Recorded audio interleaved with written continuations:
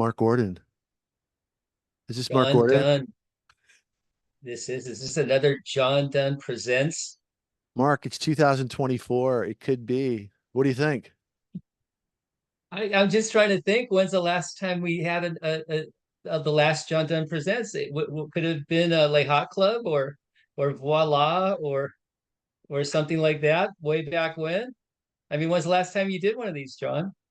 I don't know. I think officially the John and Presents was the whiskey and the Voila and whatever, but I think we departed it for the Fetish Club, and I think in the 90s. That was a far removed club in the valley there. You gotta be telling me about the Fetish Club. I haven't been updated on that. We'll get to that later. So wait, so I want to know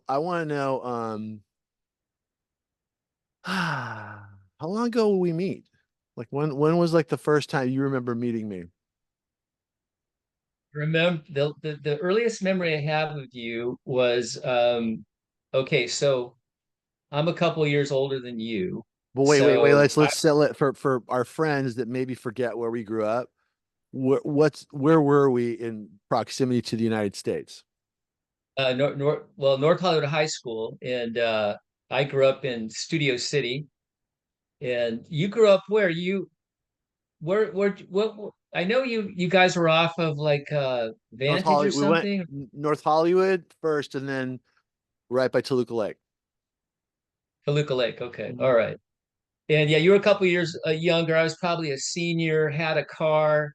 You were a freshman, didn't have a car. We're trying to bum rides from me and Don Lewis and trying to fit in with the older guys. And we thought you were kind of a little scrub. So we didn't treat you very nicely. I do apologize for that, John. No, I go. But I have to interrupt. I go back a little. I think a little further with it. This is which would be middle school, ninth, tenth, and no, seventh, eighth, and ninth. That was Walter Reed, right? right. Right. Okay. So you were a grade, I think, or two grades ahead of me. I don't One know if I grade. remember you from Walter Reed, but go ahead. See, I remember this because I think I bought You it. didn't you didn't rate, man. You were a scrub. Wait, I bought Just a kidding. ticket to the pool on the roof from you at Oh, Walter Reed. that's Is that that's right. I don't think that was North Hollywood. I think it was Walter Reed. That was Walter Reed. I sold you a ticket to the pool on top of the gym. Yeah. And there was no pool, Mark. What the heck? Do I get my money back? And David Lewis sold us both five cinnamon toothpicks for a quarter, which is a lot of money back then. I got to So, say that I admired you at that moment in David Lewis too for your enterprising spirits. I mean, I thought, that was pretty good. I got fooled. That was definitely a rookie move, and it was a good sales pitch, right? yeah, I guess. Yeah, yeah. There was a little bit of off the books money being made back then for sure. I think we grew up. But yeah, my first real memories of like when things got going is in the San Fernando Valley, right? We had our own little bubble going, and what was happening that I'm gonna kind of talk about you here, John. Okay. So what was going on was that there was all these you'd have a party and invite some people over, and before you knew it, they would tell their friends and this and that, and maybe you invited 10 people over, but there'd be 50 to 100 people at your house, and your house would get destroyed. Mm. All the food would be out of your refrigerator and freezer. Your coffee table would have knife stabs in it. Your I mean, your dog has run away. There's odd things in your swimming pool. I mean, so it got to be really bad. So you, John, figured it out how to make a little bit of money. So you started this underage club called Market Street, right? Market Mm, Street. no. Yeah, I came out, but the first one was more about, I think, it was about making money. You know what? Okay, so back up. It was good memory. Here's what I think was the actual thought because it was a couple years ago, Mark. I would say that Well, it just I wasn't let into some parties, that we got let into some cool parties, tired of not being let in or tired of like not really liking the parties, the music or whatever, the whole thing. And then kind of was like, F it, let's just have our own thing. So I remember skateboarding by um a place called Casa Vega. But prior to that, we were started throwing house parties. I don't know if you remember that. We were like at the house there, and then we were living up in the mountains. I skateboarded by Casa Vega, which is right across from Casa Vega restaurant. It was going to be their discotheque, but the neighbors contested it opening. So, but the owner that owned the Chateau Towers on Sunset in Crescent Heights, those big towers there was by Lady Snow, the store. Anyway, he owned that building. So his kid was turning 16 years old, and I asked if I could rent the building, and he said if I DJ'd the party for the 16-year-old, I could have the building for $200 or something like that. So we threw this party and invited everybody, and the idea was just to gather a couple dollars at the door and pay for the building and pay for the stuff, and then I just ran after that. It became self-sufficient. And you were a DJ at the time, right? You had I think it was John Dunn Presents. That was your first John Dunn Presents mobile disco or something? Nope, it was Ecstasy Mobile Disco after Barry White. I named it Ecstasy, mobile after disco. Ecstasy, and that was being friends with Nicky Armitage and the whole crew because the dad was he promoted Saturday Night Fever, Bootsy Collins, Earth, Wind and Fire, Toto, all the dance music stuff. I mean, Saturday Night Fever was, yeah, the whole soundtrack was amazing, and that's really kind of what propelled the whole thing. The timing was absolutely perfect, so that's what we were spinning it, if you remember it, at Casa That was Vega. what year was that? 1985? No, no, no, 85. No, no, that's more like 79, 80, 81. I got to the rock. I got to the rocks of the Whiskey a Go-Go by 82. So somewhere between 79 and 80 right there. I would say it's right around there. So we're talking about 45 years ago. Yeah, Wow. yeah. That's crazy. That's Yeah. just crazy. But the Wow. fun, but the fun thing was, So that was right. Wait, that was right in the prime of disco, right? Because disco is right around just 1980, disco was just disco was is coming just down, coming in, just coming in. just coming in. Okay. Oh yeah. No, as a DJ, so we started as a mobile DJ because I don't know, this is just like having the turntables and the mixer before the mixer which puts the two records together, I would have these two sound systems, Marantz, and I forget it was this I forget what the other one, Harbin Kardon. This had a turntable, this had a turntable, this had four speakers, this had four speakers. And then I would just, instead of a mixer, I'd turn down this volume on the left hand one and turn the right hand one up, and then vice versa to mix songs. So that's how it started. So we were mixing songs by lowering volumes and moving music around, but it worked. I mean, because people liked it and you guys were dancing. So, and Yeah, you played good. Even I could dance. yeah, there were so many times I saw you Did you do that little chicka busting chicka the chicka move. chicka stuff, or was that later? You were busting the move, buddy, big time on the floor. I remember you and Dean Reuter and all you I, guys out there. oh my God. No, I could only dance when I had just the right amount of alcohol. It had to just kick in. Not too much, not too little, you know. So I guess lately, what's compelled me to want to do this and like talk about these times and capture this moment is like, what were we really thinking about then? And also like, it was such an amazing time to grow up in Los Angeles and LA. I mean, I don't think I mean, even that, the music, the time, the no cell phones, no internet. It was just, we drove to the beach, went surfing and hang out and went to parties, and was there anything else we really worried about? Not really. I tell you, it was just a lot easier than the young people have it today. You know, I mean, so you could really just have a normal job and save up some money, a down payment for a house, and have a house and all that. And even when you're younger, you just didn't even need to work that much. Gas was what, like 50 cents a gallon, you know, Yeah, and yeah, just everything was much cheaper. And I gotta say, I was very naive. I didn't really understand the world and all that. We kind of had our bubble. We didn't really need to go outside of our bubble because, I mean, think about it. Okay, the valley is just really what, less 45 minutes to Malibu, to the yeah, beach, right? So you could be surfing, and then we're 2 hours from skiing, right?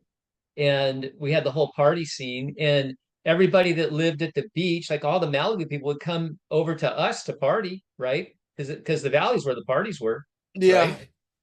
So I we think, and we had Sunset Boulevard too. Jump right over the hill and we're in Hollywood. So we had we were in the epicenter of it. we It we was had no idea how good we had it, did we?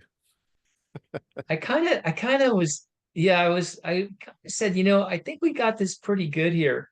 Yeah, there were times I think like in my early 20s to mid 20s where I kind of pinched myself. I go, could life get any better than this? Because me personally, I'm a skier, Hmm. and I dropped out of college, at 20 years old.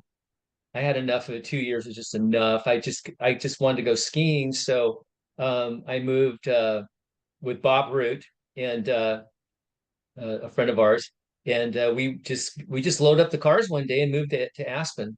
Didn't have jobs, anything, just showed up there, no money, nothing, and just made it all work. So yeah, so between that and then coming back for the summers, and then we'd all just move into a big flop house, all our buddies, and it was just crazy. I mean, it was a perfect young life. I'm sure, you know what, John, I'm sure kids are doing it today to some degree. I mean, you've got young kids. I'm sure they figure something really cool out, right? It's funny we were talking about Yeah, this, that's what and we that were talking. we were talking about that. There isn't really anything for Emma's age. Like right now, Steph was looking up things to have her meet people and intermingle and whatever. There really is anything like that. The kids don't dance today. There's no No house fun. parties, no Not really. no No, block parties. yeah, there is, but they just get closed down by the police. Same thing. Jack had a. I'll tell you about that later. But going back to um, going back to the our time is really interesting because you had this kind of fantastic place in Los Angeles, and you had all these things we really kind of took for granted, which means the studios and the movie stars and all our friends were in the biz, and it was interesting. I really didn't think about it, but it was more about like getting people together. It was really about each house would have a party before the party. This is the one thing that was very crucial in like the promotion world I recognized was, from those little DJ things to Casa Vega to moving to Market Street and then Market Street bouncing over the hill to Flippers and the Whiskey Go Go and the Roxy and then back to La Hot Club to Encino and everything in between. It was kind of like you look at it as stringing all those people together and having fun. It was like there was more people being like we had our group, but then over here you had this group to Woodland Hills, then you were out to Calabasas, then you were in Malibu, and then we brought people down from down south. I mean, it's like a rolling ball of friends. I mean, it was like I think it was a good social atmosphere where if you like somebody or you wanted to get to know them, you could dance with them or talk to them. I just think it was, the fact that the phones and everything, I think it just kind of shut everything off. Do you agree? Yeah, I mean, well, it's interesting because I had thought that back in the 80s, that was even before pagers, right? Were there pagers back then? There are no pagers. There are no There's no pagers. pagers. So you were the organizer. Like I'd get a call from you probably on Thursdays, and it'd be a real quick call.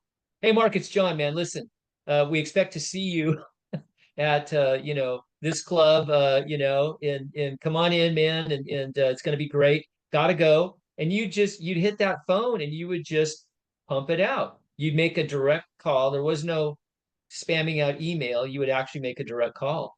And sometimes I'd show up, sometimes I wouldn't, but that's what held the glue together. So that what I guess what maybe Emma and her group needs is somebody who's the organizer that pumps it out and gets rewarded. I mean, you were rewarded financially for doing that. Your It's deal usually was, right. You got the door, they got the bar, right? It was a great setup. um that's how it turned out to be. I never really thought about it while it was happening. And that's the thing about it. It was again, there has to be an organizer. Who is that organizer going to be? He just happened to be me, right? So, and comes with that is like there's a lot of interesting like responsibility. I used to have this like recurring dream that I was standing in like like a gymnasium with a mirror ball going and like a suit on or something, and no one was there. It was like a haunting haunting dream. But we were pretty successful. I think most all the things we did were crowded and busy, and people had a good time. And I think that was the reason for success. I mean, you really think about like the um the very beginning, which was flippers, and then we started stringing clubs together, and then it was 4 nights a week. So you had a place to go to in the Valley, the city, Hollywood, and Beverly Hills.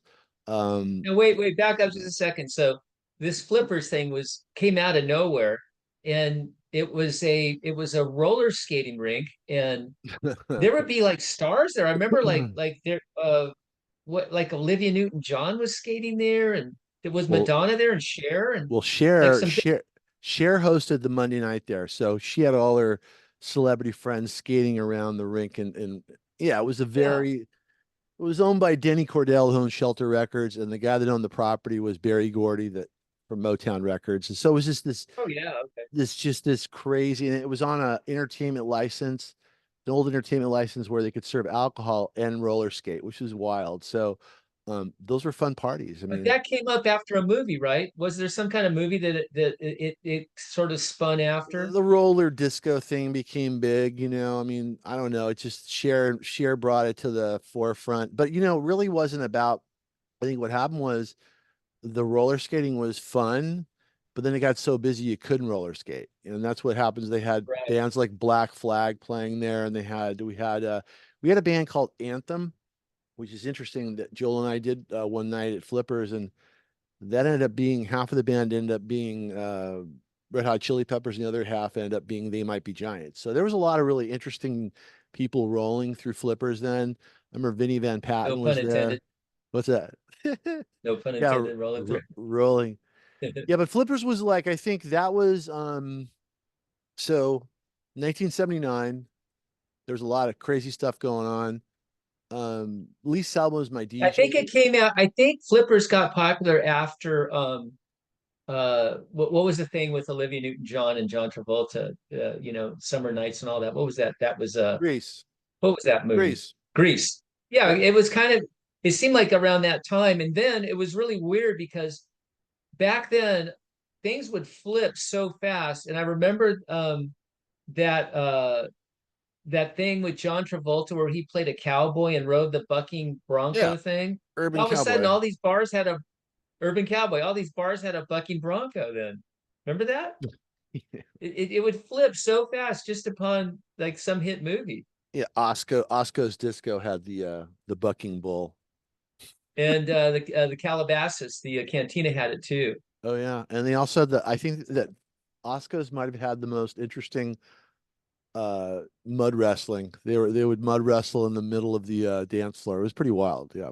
I Um, forgot about the mud but wrestling. go Yeah. go let's go back to Flippers. So Flippers, I gave Stan Wortlieb, who is the old manager of Pips in Beverly Hills. I came to him with not the idea to have a party there, but like I wanted to be the DJ. So I gave him a DJ cassette, and Wait, Pips was a club. Pips was a club and an after hours kind of eatery, right? it was in Beverly Hills, and it was a backgammon place. It was like a private club, like Ah, very so on the okay. same level of like the what was the other one in Beverly Hills there? It was a nice club. The one that Jerry Buss used to go to all the can't the Daisy. It's kind of like the Daisy. But Like a all right, little underground type of thing, yeah, like the like the who's who kind of, bad behavior sort of hanging like the out. Viper Room would be the Viper Yeah, Room today. more exclusive, a little more quieter, a little smaller, Uh, quaint. Um, But Flipper started to roll. I think the first night we did there was like 2,000 people. It was like wild, and the owner and Stan. Well, let me go back up. So I gave Stan the cassette tape. He says, "You know what? Fuck it, man. Why be a DJ when you could be a promoter?" So yeah, I was throwing some parties in the valley at this place and doing this thing over here, and that's kind of how it started. So Stanley kind of told me to do this club. I rolled 2,000 people in there. Next thing I know, I'm sitting in an office with Flipper, who's the club's name after the English. They're all English. David Ward from Shelter Records, and Stan, and a few people. And then in comes Joel Larson.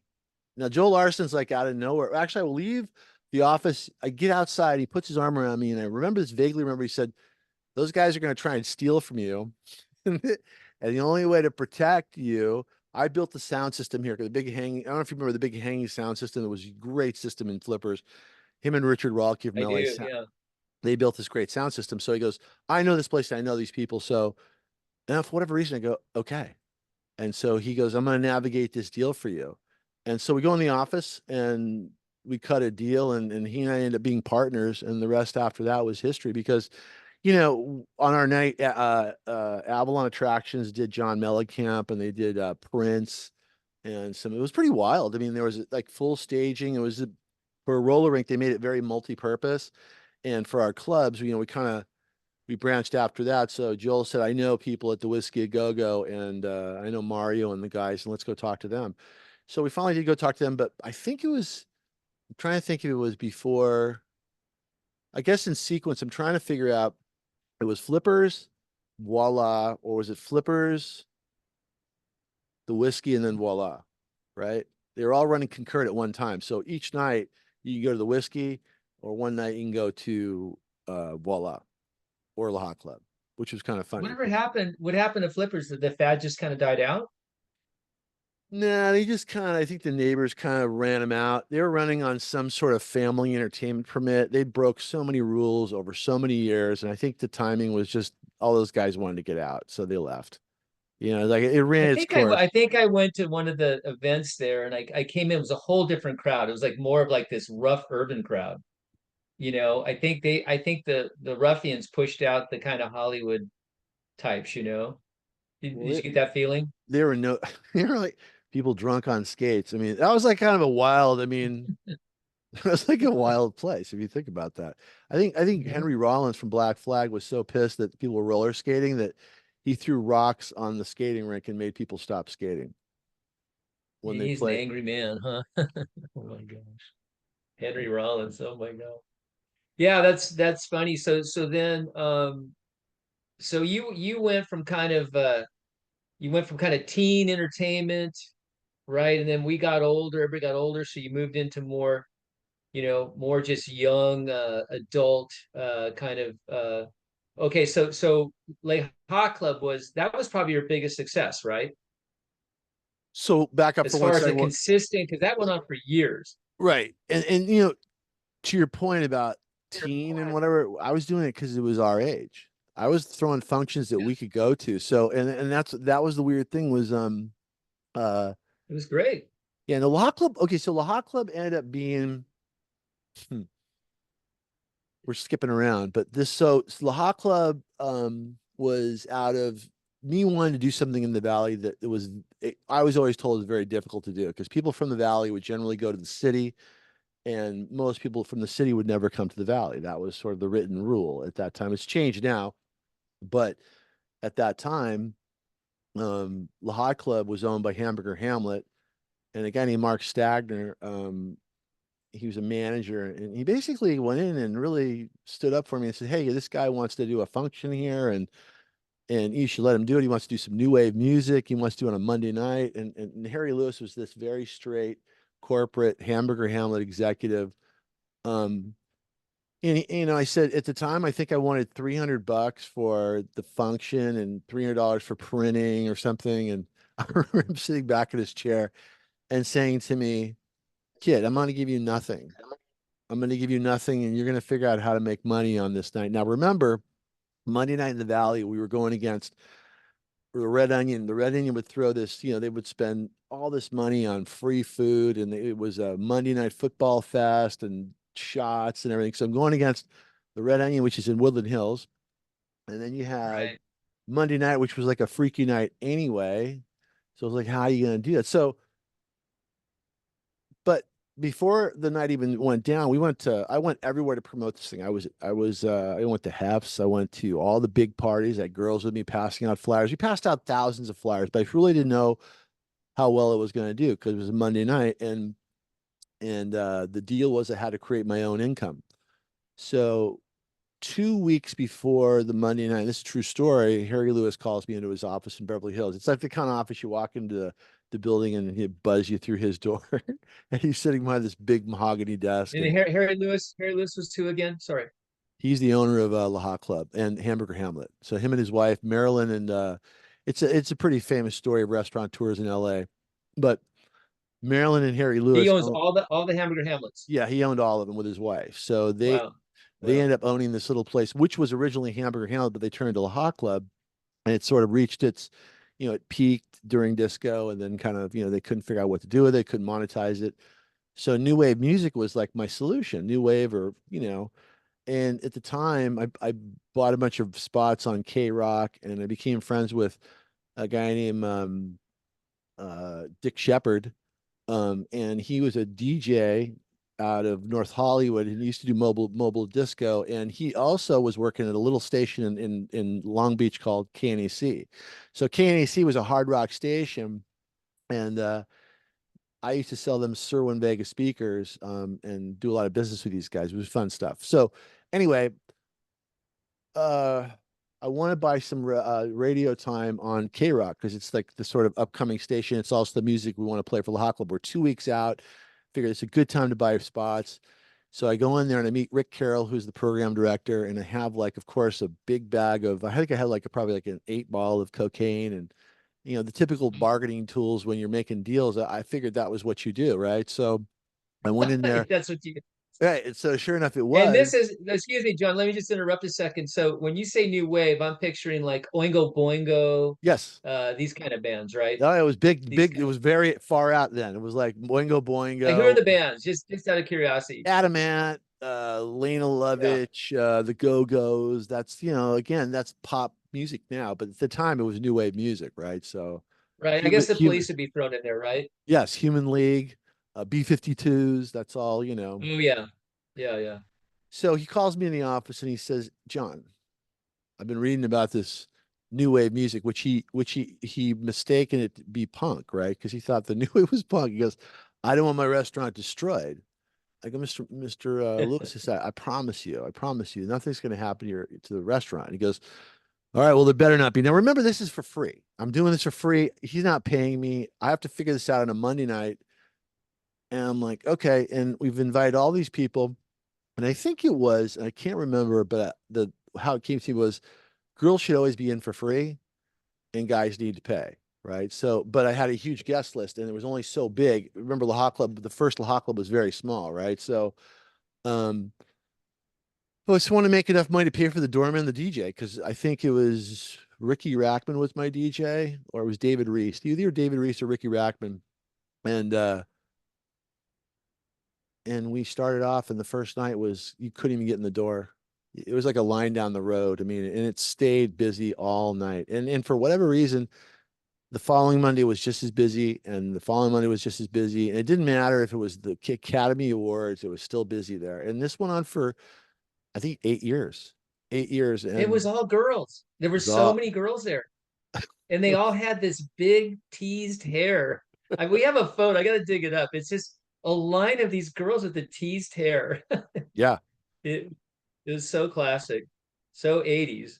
So so needless to say, I'm Mr. Lewis's hero because I figured out a way to make money on a night that I mean, I think the bar was doing some. I remember the numbers being thrown up $8,000 to $10,000 on a Monday. At that time in the 80s with very inexpensive drinks, it's a lot of money being generated on an off night. So if you really calculate, I think the rent for that building was like $8,000 a month. So I was making his rent for him in alcohol sales one time That's unbelievable. a week. That's So unbelievable. needless to say, brought me back in the office. He says, really proud of you. And I remember him walking through. I remember walking through the club one of the first nights, and some of the boys were sitting there with like big piles of cocaine on the field because it was. Remember this time it was snowing in Los Angeles. I mean, it was Pretty pretty wild. crazy. Yeah. Yeah, it was wild. I mean, I was partaking. Everyone was partaking. It was, but here's this, Mr. Lewis, who I don't know if he would have been all okay with that. Was walking through the club and I'm just kind of hoping that he doesn't see it. He had to have seen it, but there was so much money flying around that I think he really understood what was going on. I hope, he left me alone for 8 years. It was amazing. They didn't eventually give you like a 10% cut of the action or You just kept the door and you I were kept the good? door. I kept the door, and they would send me around. I was still very like, so they gave me the door, and he would send me around to his other places to like figure out where he was losing money. So all of a sudden I became this sort of expert. So I missed my calling with regards to renegotiation. But, the way I look at it is one of the mistakes I made in the business was the start off was really great, and the conception was great, and the turnout was great. But the business side of it was something that could have probably been better. And that was due. Monetize it more. Well, it was due to me also like kind of getting too involved in things I needed to get involved in. I was like, at that point, I was, cocaine and me were buddies, you know what I mean? So problem is Right. with cocaine, it's just gonna, I mean, I always tell my kids, so, sit in the barber chair, you're gonna get a haircut. I got a haircut. So my whole like perception and just was not really serious and not having, what I mean, there's things I could have done on negotiation. Forget about the hot club. I mean, there was like the whiskey go go. I mean, riding around Lou Adler. I mean, those were opportunities that people would, how do you So describe it? John, so in comparison to today, you were a guy that had, for that time, you had a huge following, right? You had I guess we would call it back then a Rolodex, right? Instead of an email list, Mhm. right? You had a great list, a Rolodex. And back then, communication was really limited to telephone and mailings, but you probably didn't do many mailings, right? No. You Well, probably just the mailing was a party because there was like 5,000 names on the mailing list. So we'd sit around for days, like licking envelopes and putting the stamp on. And half the oh stuff well, would ever get, I mean, most of the time, but it was cool because you'd write notes on everybody's like, like invitation. If you got one to Mark Gordon, be like, hey, Mark, hope you show up. You know what I mean? And tell you a joke on it or something. But it really was about my following was my friends. It was like introducing you to this group and then this group to this group. I mean, and then having this fantastic, and then creating this environment from Skip at the door to the guys at the DJ to the girls dancing on the podiums. I mean, it was really about what fun you have this week. Will you show up again next week? Right. So, and then will you tell your yeah, friends? So yeah. from You probably could have had your own club, really, when you think about it. Get uh, some backers and just have your own club restaurant, really. I don't think I wanted the club restaurant because I understood that people hired me to invigorate the ones that were. I mean, you have this. It was always started right here, and then it always end up here, or sometimes like when Walla opened, we opened it for them at the high point. But I could see the mistakes people make, and I made the same mistakes with Insomnia. It was like there was certain things I could have done to better the place or been better at this, and Now, um, for the audience, John, explain what insomnia was. well, we'll get How did to insomnia get into the picture? we'll get to that. Because We'll get to that yeah, later. Wait, let me just tell you a little more about Flippers because Flippers was in La Ha Club. That was a very integral, interesting time because Joel didn't want to do La Ha Club, which was, I think, looking back, Joel might have been like, maybe I made a mistake, but he didn't think it was going to work. So, which is really interesting. So there's a lot of stuff against it. It was you had, am I keeping you up? I had to keep it's yeah, late here. I'm I'm three having hours trouble. I'm behind having it's late there. you. I'm kidding. I'm kidding. 10 o'clock here, Marky. Yeah, 7 o'clock, man. Come on. Yeah, no, Senior citizen.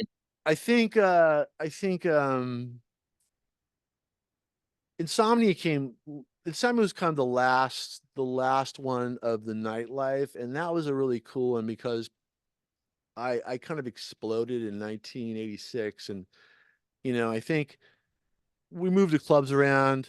I split up from Joel. We ended up I doing ice with Ricky Rackman, and then I think I got removed from the club towards the end because Mark, the owner, said I was doing too many drugs while everybody else was doing drugs. So it's okay. I had to go. Now, what So club was this? this was Ice with Ricky Rackman, but it was good because he ended up turning Ice Now, into. Ricky Rackman was he was a radio personality on K Rock as well He, as a musician, right? yeah, but he was also the Headbangers Balls on MTV. He was the host. So Oh wow. he had all these like hair bands, and so his whole thing he turned Ice into it was the way it was supposed to be. He turned Ice into Bordello, and the cat house, and it was cool. So That was yeah. over in the valley, No, that was on Highland Boulevard. Highland Boulevard. Okay, Yeah, all I was right. at the place called The Probe. But wait, Nice names. I want to back up a little bit because my buddy Chris Wilson, I used to go long before all this really started when we were learning the music of disco. There was a place, Santa Monica Boulevard is, it's like call it Boys Town, right? So, and being heterosexual, that's not a place I hang out at, right? But what I understood was early on in music was the disco music was embraced by the gay crowd, right? And I knew the big clubs, that's where all the best DJs played. So all the DJs I reported to the magazines, like with all my little places I played at, all played at the gay club. So we went to Studio One. Did you ever go to Studio One, Lapeer in Santa Monica? Uh, I think I did go in there one time. That place was This unbelievable. this girl took Unbelievable. me there, and it was had two floors, right? It was a It, warehouse. It was a giant, big yeah, it was black a warehouse. warehouse. Yeah, yeah. Oh I, no, I did go in there. Yeah. Chris Wilson and I pull up. I look up at this building. It's like I'd never seen anything like it. It's like you hear like boom, boom, like the outside of the building shaking from the disco, right? And then it's this big, giant, dark black warehouse, and there's all these cars, all these people lined up to get in. I'm like, this is crazy. I went in there. There was like 2,000 guys, and there were other girls in there too, but mostly guys dancing. And I was like, I went up and talked to the DJ, and I got invited to be a DJ there like the next week and stuff. But it was probably one of the most interesting, like, uh, really seeing that visually with the dancing, which was I saw that as being like bringing that to our crowd and what we were doing. Some of the music was a little different than what they danced to. I think Michelle Armitage would go there, and I think she took me there, and but Wilson and I would walk around there. It was the funniest thing ever. And then the next thing you know, I'm up in the DJ booth with a cowboy hat on, a joint in my mouth, Lee Selwyn on my left doing the lights, and I'm doing the music. And it was like 1 o'clock in the morning, and it's like a sea of people. It's just wild, you know?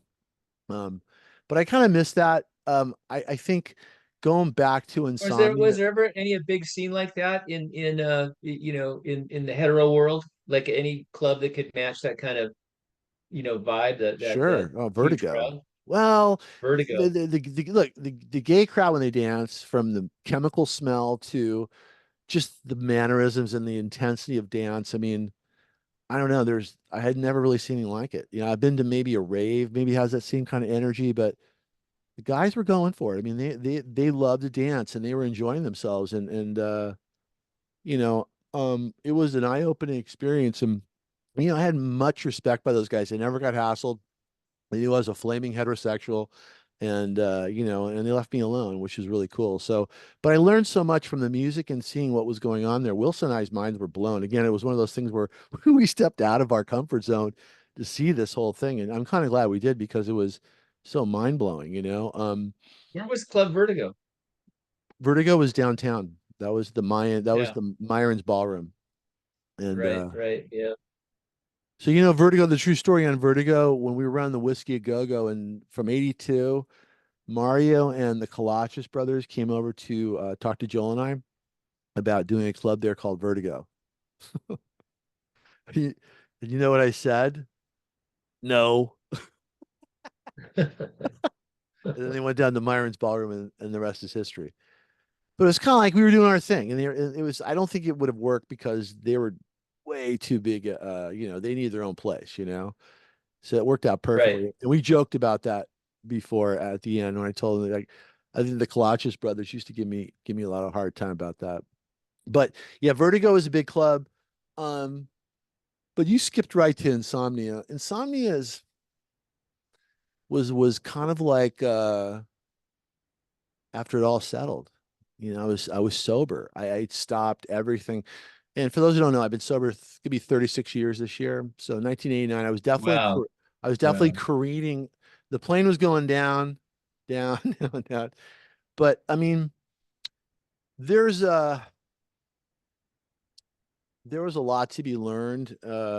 And so going back to the following, I think my favorite part, I'm skipping around, but I'm trying to remember this. When you said a following, what I found most interesting and what I still to this day find fascinating in a study of people is we would print, well, let's say 2,500, 5,000 invitations and hand deliver them, literally go out and hand deliver them. I'd walk up to, let's say, if you were standing there in a place, I'd walk up to you.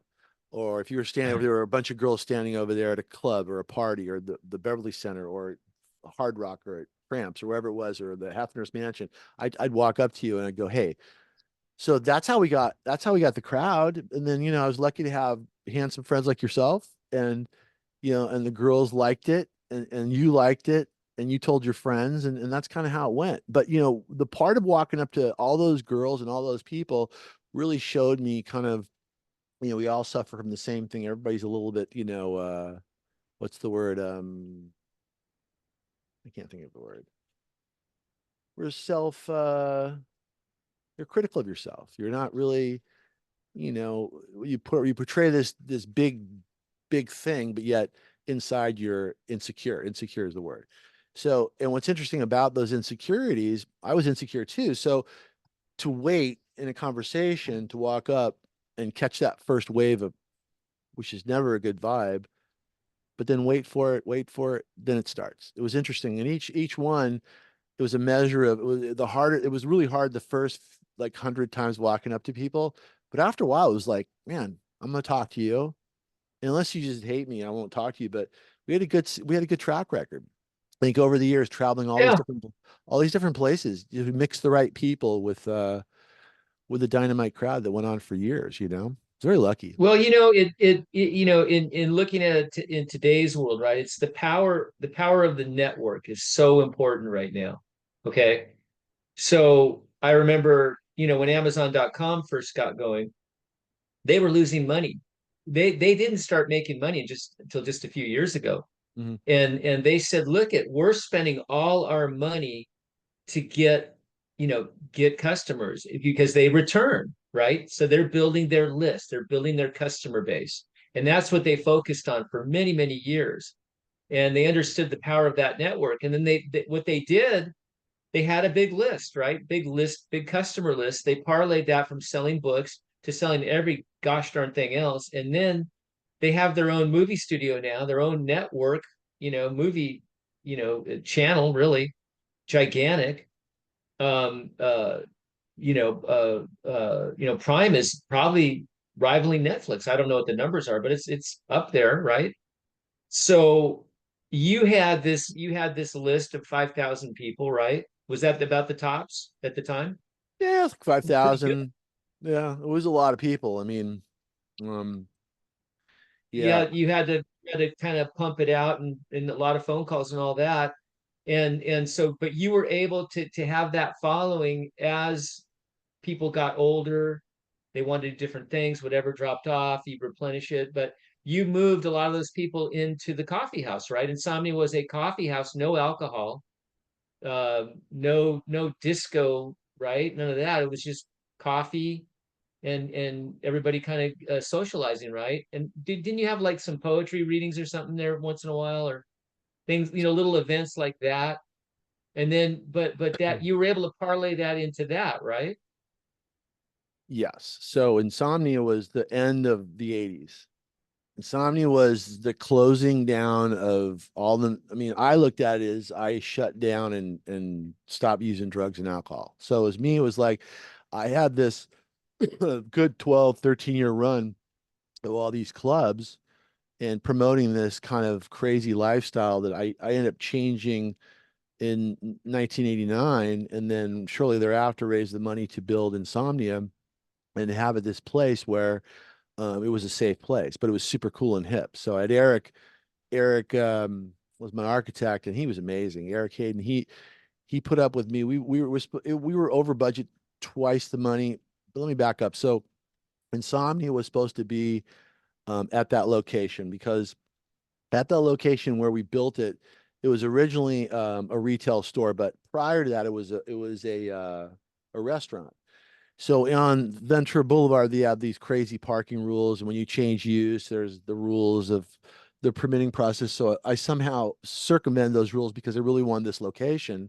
Had this great sign on top. It was like where it was You were on right at Woodman. the corner of like Woodman and It was a and fantastic spot. Ventures. Yeah. So I walked And in. then, no, John, back up. How did you decide to get in the coffee business? How Mm. did you know it was going to work? How did you raise the money and get the commitment when it's something you've never even been into? It's a total kind of departure, right? So I How was did you know in. it was going to work? I didn't know. I didn't know. I remember coming to Mike with two ideas. Um, And I've Mike been go was your finance guy, Mike Paulson. Yeah, he's an interesting guy. your money man. Oh yeah, I brought him. I used to go to this place called Jimmy's Bachelor Party, and I took the Van Pattens there and John Baker and all those guys, and they loved it. It was this crazy place. It was on off Hollywood Boulevard. You go down a stairway. You have to say a password again. You had to say you're a friend of Bill W. because everyone that ran it was sober. So you'd have these like card games, and you'd have girls dancing. It was like everything there except drugs and alcohol. It was the wildest thing ever, and there was real card games going on. So I Well, brought Mike this idea. Hey, let's do Jimmy's bachelor party.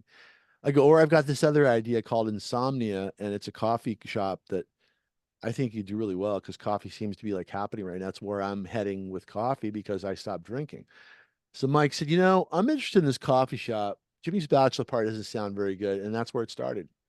And it went to I got lucky and found Eric. He was this fantastic architect. His brother drew the logo for Insomnia, and it kind of all pieced together. I hired a expediter to. I wanted that location, and he said to me, "He goes, you're gonna have some problems if you can fly under the radar and not have any like people looking at you for a little while. You'll be able to grandfather it in and pull this off." I'm like, "Oh, great!" So I hey, handled the John, get a little closer to the mic. A little so I closer to the mic. There you go. so I handed Yeah, good. I handed the plan check guy a bottle of Dom Perignon, and I said, give this to the main guy that stamps the plans and tell him thank you. It was like the last day of 1989. It was 1990. So you're Stamp the bribing plan. government officials. Yeah, I Okay. totally was. And so they gave me the permits to go. So we Nice. built this rocket ship. It had the movie seats out in front. I got a picture of you and I sitting out in the movie seats. I know. We I came in while you guys were building. When all the yeah. sawdust was everywhere. Yeah, and he was building Uh, all those beautiful shelves in there. Yeah. You we were built a building for like 3 months or 4 months, right? It was a long time. yeah, it took a lot out of me. So the and also went double over budget. But it really turned out amazing. I think it was one of those places where we call it the vortex. Once you got in there, you never wanted to leave type place. It was And kind of a hip little scene. It was kind of a little beatnik type of scene there. it And was the wasn't Friends like conceived there, the TV show? yeah, so Friends was written by Marta Kaufman. She sat in booth number one with her partner and they conceived Friends right there. In fact, if you Google or Chat GBT, what was the original name for the show Friends? It was Insomnia, and that's where they wrote it, which was kind of cool. Well, Everyone that worked there well, was unusual. I hired a really kind of crazy staff, and we had people like everything from Fifi, that was the girlfriend of Danny, the guitar player for Nine Inch Nails, to there was all these different interesting people working there. Girls in the morning, guys at night. Rob, that was behind there, a guy named Faz. He used to work from Boston. Ray, he used to insult people when it came to the counter. So it was this. We had no idea it would take off the way it did. So opening, like when we were building it, there were people waiting in line and kind of hanging out in the cafe. It was like this hang. I had to move people out of the way when I was working. So it was like, you guys got to go over here for 1 second. So right when the door swung open, you couldn't get in there. And neighbors went a little crazy because I mean everyone was parking everywhere. It's like you could not get in the place. I don't know what happened there, but it was just one of those things where the stars lined up and it was, from we couldn't sell the coffee fast enough. I'd walk in there if I could hear it's like I used to walk into Costa Vega and I could hear the margarita machines screaming, right? And I knew they were making money. It was the same yeah, thing in Insomnia. It was like if I walked in, I heard the yeah. espresso machines going, it was like, we're making money, right? So, And there was money in coffee, huh? Back then. it Because it was, was Starbucks wasn't even around, was it? The high oh, price coffee thing. they were lurking around the corner, but they were really, the biggest mistake they made was the corporate, they were too corporate and we were very Yeah, relaxed, big couches, red velvet chairs, the amber lights. I mean, remember what the bathroom looked like? It was granite floor with the amber light with these like I had done the walls in ox blood, like a ox blood patina with like a shellac on it, and and I had this gothic mirror. It looked like an acid trip, like while you're in there. So, and I did it on purpose because I didn't want at the time there was like a graffiti problem. So I wanted the graffiti guys to be completely like, and it worked because we never got tagged in the bathroom, right? So it was like they walked in Didn't there, you have they like a little private room back there too? yeah, the office in the very back and the And so how did you monetize that? Just from the coffee drinks and some food? Or was there any events that you held there? Any yeah, kind of no, too. So it didn't really need an event, but the events were fun because I almost think it was either Skip. I don't remember who was that brought the idea of an open mic. Um, but open mic night was funny because there'd be people from Beck showed up to play there. I mean, there was No way. what's Wow. his name from Fishbone. There were a lot of people that kind of came in and played, and there was a lot of great stuff, but there was a lot of bad stuff, which kind of made it fun because you'd have stand-up spoken word, you'd have music. You had friends bands. Chris Wilson played there with his band, and it was like fun. It was just like a local, and it was busy, very busy. And then you had one night there was a girl named Becky singing.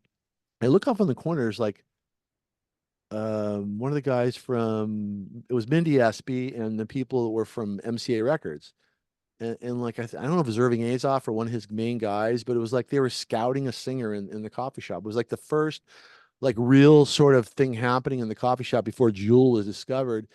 They were finding these talented people in coffee shops and it was cool. And so I thought Tuesday night would be like, I don't really care if the bands were good or bad. It was going to be great entertainment either way, you know? And so did you ever have the problem of just too many people crowding and just hanging out, not buying anything, or was it all pretty, it flowed pretty good? In the business plan, we never really thought about that because you have X amount of space, and if you're occupying like a couch, that gives four other people the inability to enjoy a drink or spend money.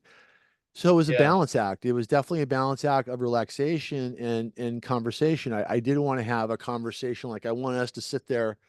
We did many times playing gin at a table or so people would have to come in and come out. And you remember it was also the time of smoking too, because everyone in there smoked.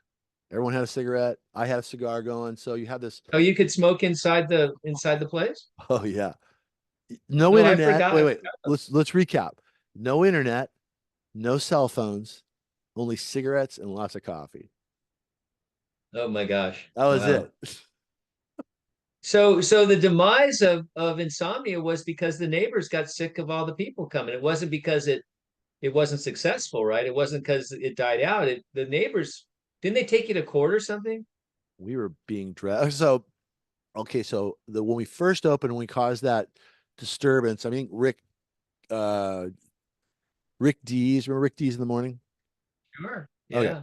Big. He Rick was Dees in the he was morning. Somehow Mike set up something where they did a live broadcast from Insomnia our first week we were open, oh no. and Oh and they no. and they landed the helicopter on Ventura Boulevard. Do you remember this? Oh no.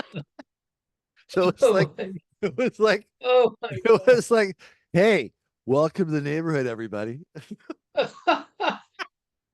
You were their worst nightmare. Oh my God. And then Entertainment Weekly like wrote us up. It was the funniest review I've ever seen. It said we tried to go into Insomnia Cafe, but it was like 10 deep. We couldn't even get in the door. That was it. Oh my gosh.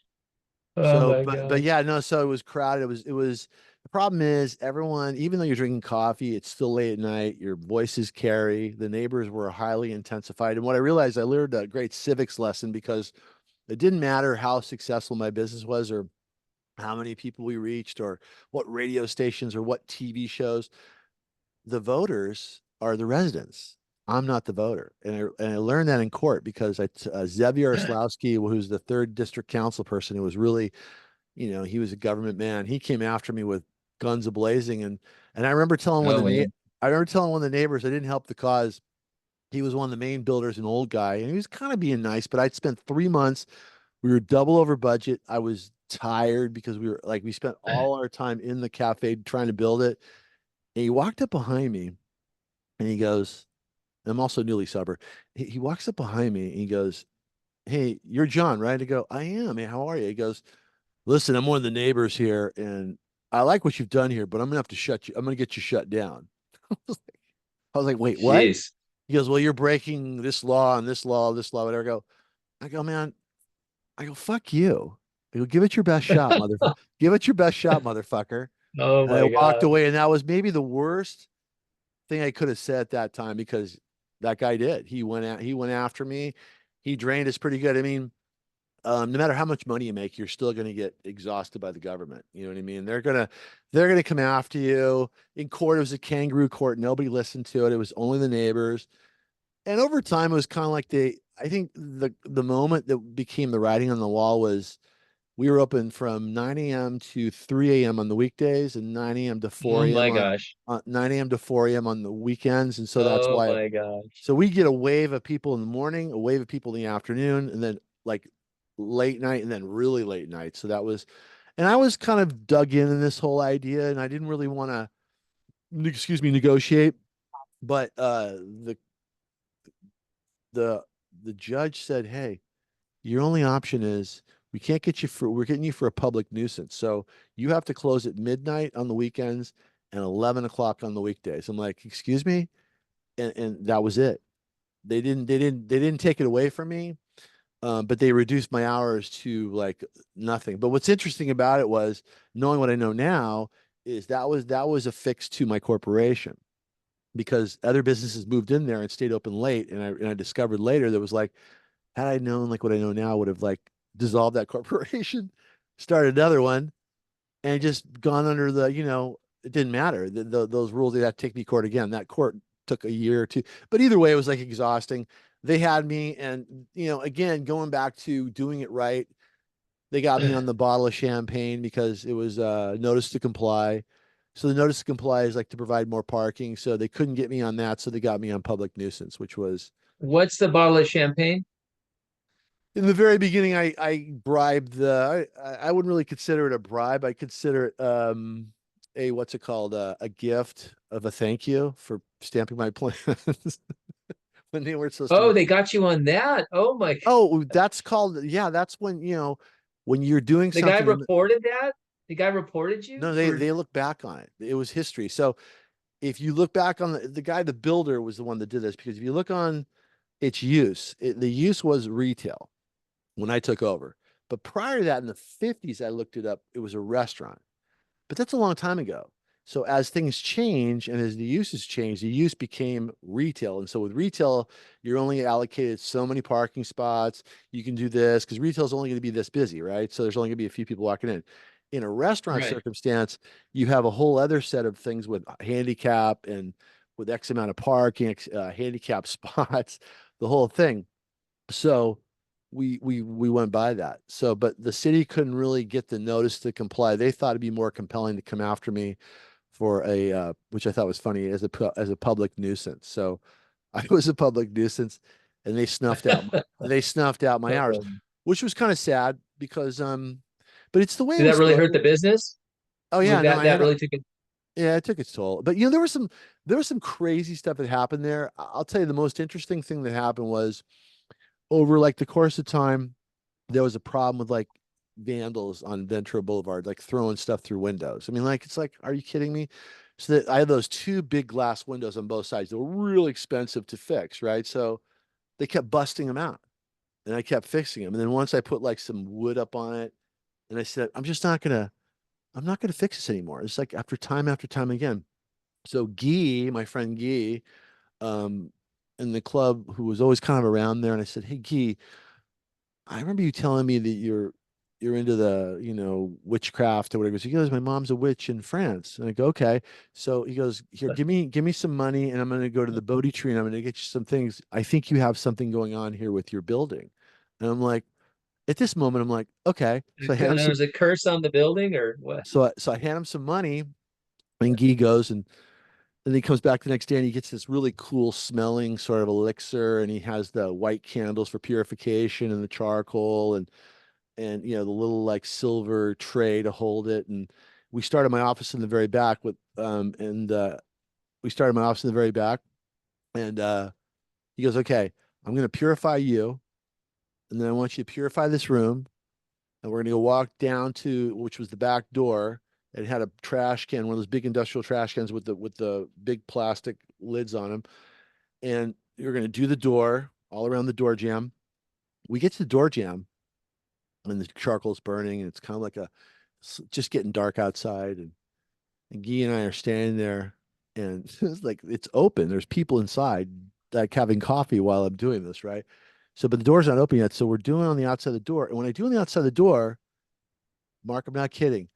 The the lids on the trash can start to vibrate so loud that My gosh. you look over at him, and Guy's eyes were this big. His eyes were this big. He's like, he just nods like this.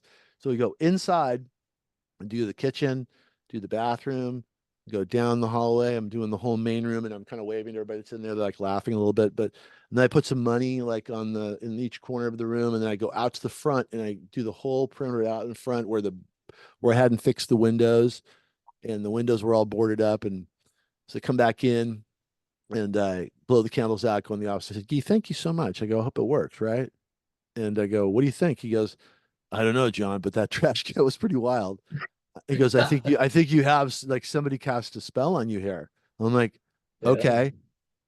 So not more than 48 hours goes by. I get a call from Rod Taylor. He's one of the executive producers from MTV. And he says, "Hey, John, how's it going?" And I knew him from Lee Ellen. And he goes, "I like to rent Insomnia. I like to rent it for a week. We're doing this show." And I go, "Well, Rod, I don't have the windows. The windows haven't been fixed." He goes, "No, you know what? I'll repair those windows. I'll get them fixed." So just, if you drew a line from that moment, a financial line, it went straight back up again. It was the craziest thing ever. Somebody put a spell on Insomnia, which is very interesting. Wow.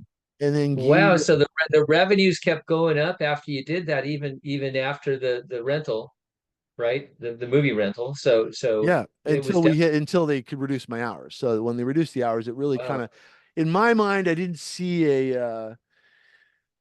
I was still very immature. I didn't really see the like molding it to something else, right? Or saying this might be good.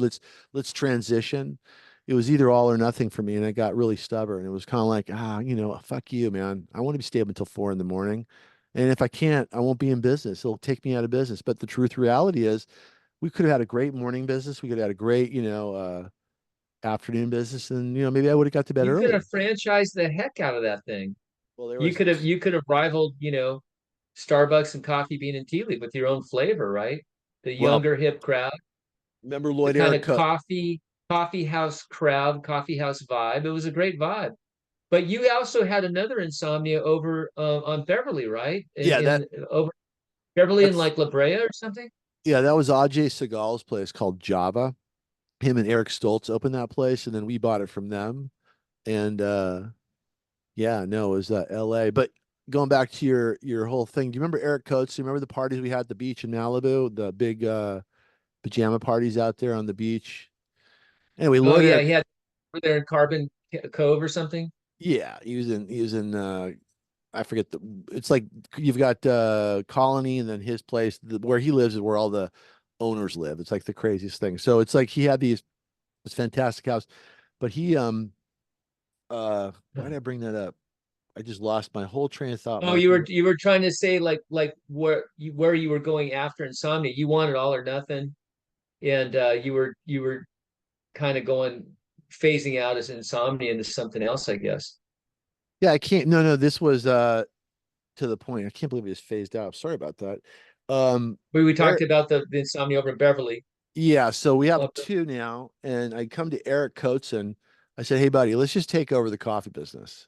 I go, "It wouldn't take much. We can like just we'll cookie cutter these insomnia cafes, and here's the numbers of this one." I paid Mike back in like expeditiously, right? It's like you see how the money is, and so number three was going to be at Laurel Canyon Ventura, where the coffee bean and tea leaf is. So Irish Smedra, who owns that whole center, was fighting with the neighbors too, and That's hell, over there by by the Kinkos and all that, right? yeah. Well, Laurel, well, it was right.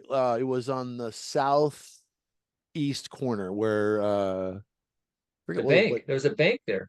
No, there's not a bank there Oh, that's anymore. the northeast corner. Oh yeah, the big There's shopping the center. cross from Thrifties. Yeah, Thrifties right there in that newsstand. Right. Um, but yeah, no, that was going to be number three, but Eric, for whatever reason, just didn't want to do it. And then we kind of lost interest in the whole thing. And to tell you the truth, I don't know if I had the patience for it at that time to do it. I mean, it was pretty hands-on. It was a lot of hours. I don't think I was mature enough at that point in time, my sobriety, also my life. I think in many ways I was still like 15 years old mentally, but 30 years old, 32, I think I was 32 or 33 when it opened because yeah, I was 89. I was 31 years old. So Wow. I was And I and was so this is when you had insomnia, all the clubs were closed, no more clubbing, you were sober, that chapter had closed, right? So you're on to this, 7 days which a is week, kind of a 24/7. yeah. That was So so when I think about you, John, back then, it's like you always had this kind of ability to kind of be a little bit ahead of the game, you know? It's called the zeitgeist. The zeitgeist means the time ghost. Like there's like right now we're in the zeitgeist. When we look back, I go, oh yeah, I remember, 2024. I remember the vibe. This was going on. It was the zeitgeist. You seem to always you were at that time you were riding that wave, and you just lit a cigar. So I know you moved into the cigar realm when that was getting big. You kind of foreran the coffee thing, and then you was that the next move into the cigar store? so Insomnia was finished. Insomnia was one of the coolest places I think I ever did. I think as far as putting all the right people to do all the right things. It was one of those things where just it all came together from the colors to the logo to the imagery. I mean, the bold and the beautiful were like, that was where their characters went on the show to the end of the show. That's where the show Friends was created. I mean, there was no money exchanged on either deal. I licensed the logo and the name to the producers of the Bold and the Beautiful, which I thought would be a Wow, great brand wow. recognition for us, and it was. And then for I would have hoped that, they would have named it Insomnia, but it didn't work out. But Mike wanted it to be world famous. When he invested, every investor has a dream. I've come to realize that it was almost like I want to get paid back, I want to make money, but I wanted this place to be known.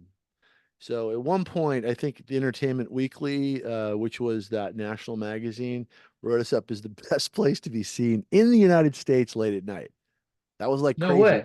That's a Oh 980 wow. square. Wait, let's take stock in this for a second. It's a 980 square foot coffee shop in Sherman Oaks in a suburb of LA, which is crazy, right? But no, Yeah. but the zeitgeist and all the other stuff. I mean, I don't know like what that is as far as I don't know like the performance deals with the guys from the Whisky and the Roxy or these club deals. I mean, again, those negotiations and those abilities to do those kind of things. I don't know like what possessed me to do that or to have the balls enough to go and say, yeah, I want to do this. But then because believe me, there's a lot of people that said I couldn't do it. I mean, we had friends, dear friends that said, what do you Insomnia, that's the bad name, or that club's not going to work. Nobody's going to come to the Valley. I mean, I had my business partner tell me that. So to do all that stuff, to defy the odds, to try something different, I don't know what that was about. And I've like, not everything's gone perfect, and to like bounce back after, I mean, I think the X deal when I had put on that show with X, which was completely out of like, I don't even know why I did that, but I lost my car. Like I put my car up for that. You know what I mean? To pay for that show. You know what I mean? And I didn't plan it out correctly. So that was definitely a loss. That was that 74 van. I love that Volkswagen van, but Oh, I didn't know that. Wow. oh yeah, Wow. but that was part of the skin in the game and to make it work. There was a desire and an anxiety to, did I call so and so? Did this person show up? Did we get this? Is this So DJ? so Who's back up. So you were the promoter of a concert with the band X, hmm which was a pretty hot band back then, right? In the 80s. And I remember I came to it. I think I came to a rehearsal that was over at SIR Sound Stage. Yep. Good memory. Yeah. Yeah. Over there by the Palladium, right? Yeah, the only problem was there was no parking and there's only one way in, and ergonomically you could not make it like if even if you it just the numbers didn't more add up. Like you can only, I mean, what I've realized now looking back at all the different events, I mean, you only have so much space, only so much time, and you can only count in so much money. So those calculations never really entered into my head then that this band would cost this and this venue was going to cost this. And, I did in some of the other places, but this one in particular was and then the band was they sucked. They were like so they were the punks that they I thought they really were. I mean, they got up on stage and like called me these horrible names and their lawyers set the gig up. And I think I had like I think Skip got me right Irv Eatman who played right defensive end for the UCLA Bruins. Like this guy was a mountain of a man. I remember John Doe giving me a bunch of shit and go, John, get that asshole on stage. And he literally threw John Doe up on stage. So it was like that's how the show started. Okay, so so this one of your first forays into promoting a concert? Like I this don't was like I don't know why I did it. I'll be honest with you. I don't know why I did it. It was one of those like, hey, let's do this. And I had no real experience. And I never did it again. I mean, Joel and I did some shows, but they were different, produced by somebody else, and we just did some of the other stuff on that. But because that seems like it would have been like a natural thing, because you're successful at your nightclub promotion. So why not? Why not get into that and start, you start going that direction? But I guess it's a gamble. I no, mean, I so think how many people showed up? I mean, did you get some bodies in there for the concert, oh or yeah, no, it was what crowded, happened? but it was like he just between the band and not being able to get as many people in there as I could, it just was not enough. There wasn't enough bathrooms. There wasn't enough of anything. It was a gigantic Titanic mistake. But look, I learned, and the point of that story So they was like, wanted X amount of money to play and I gave it and to him. guaranteed you had to pony it up, and then when the revenues came in from the door, by the time it got to your hand, who knows where some of it went to, right? No, no, By the time I the had cash good got to you. there. I had good people in the door. All the cash was mine. So in their rider, they wanted X amount of money. They wanted so many cases of Jack Daniels and a bunch of other bullshit, right? So it was all backstage. And I took care of those guys. So, and then the money was coming in, but the money only got to here where I needed to get that to cover. You know what Oh I my mean? God. So that's all right. You know, um, but you're right. The natural progression would have been bands, but I think the bands, one of my favorite 1979, 1980 at Flippers. Do you remember the three-piece band Jet Ace? That ring a bell? No, I don't. I don't. So there was this band I heard. I was at the Odyssey on Beverly. Remember the Odyssey Club? Sure. Okay. So I'm at the Odyssey and Chucky Starr is playing My Boyfriend's Back. My boyfriend's back and gonna be in trouble. Hey now. So I was like, and they did some weird rock version. I was like, that's really good.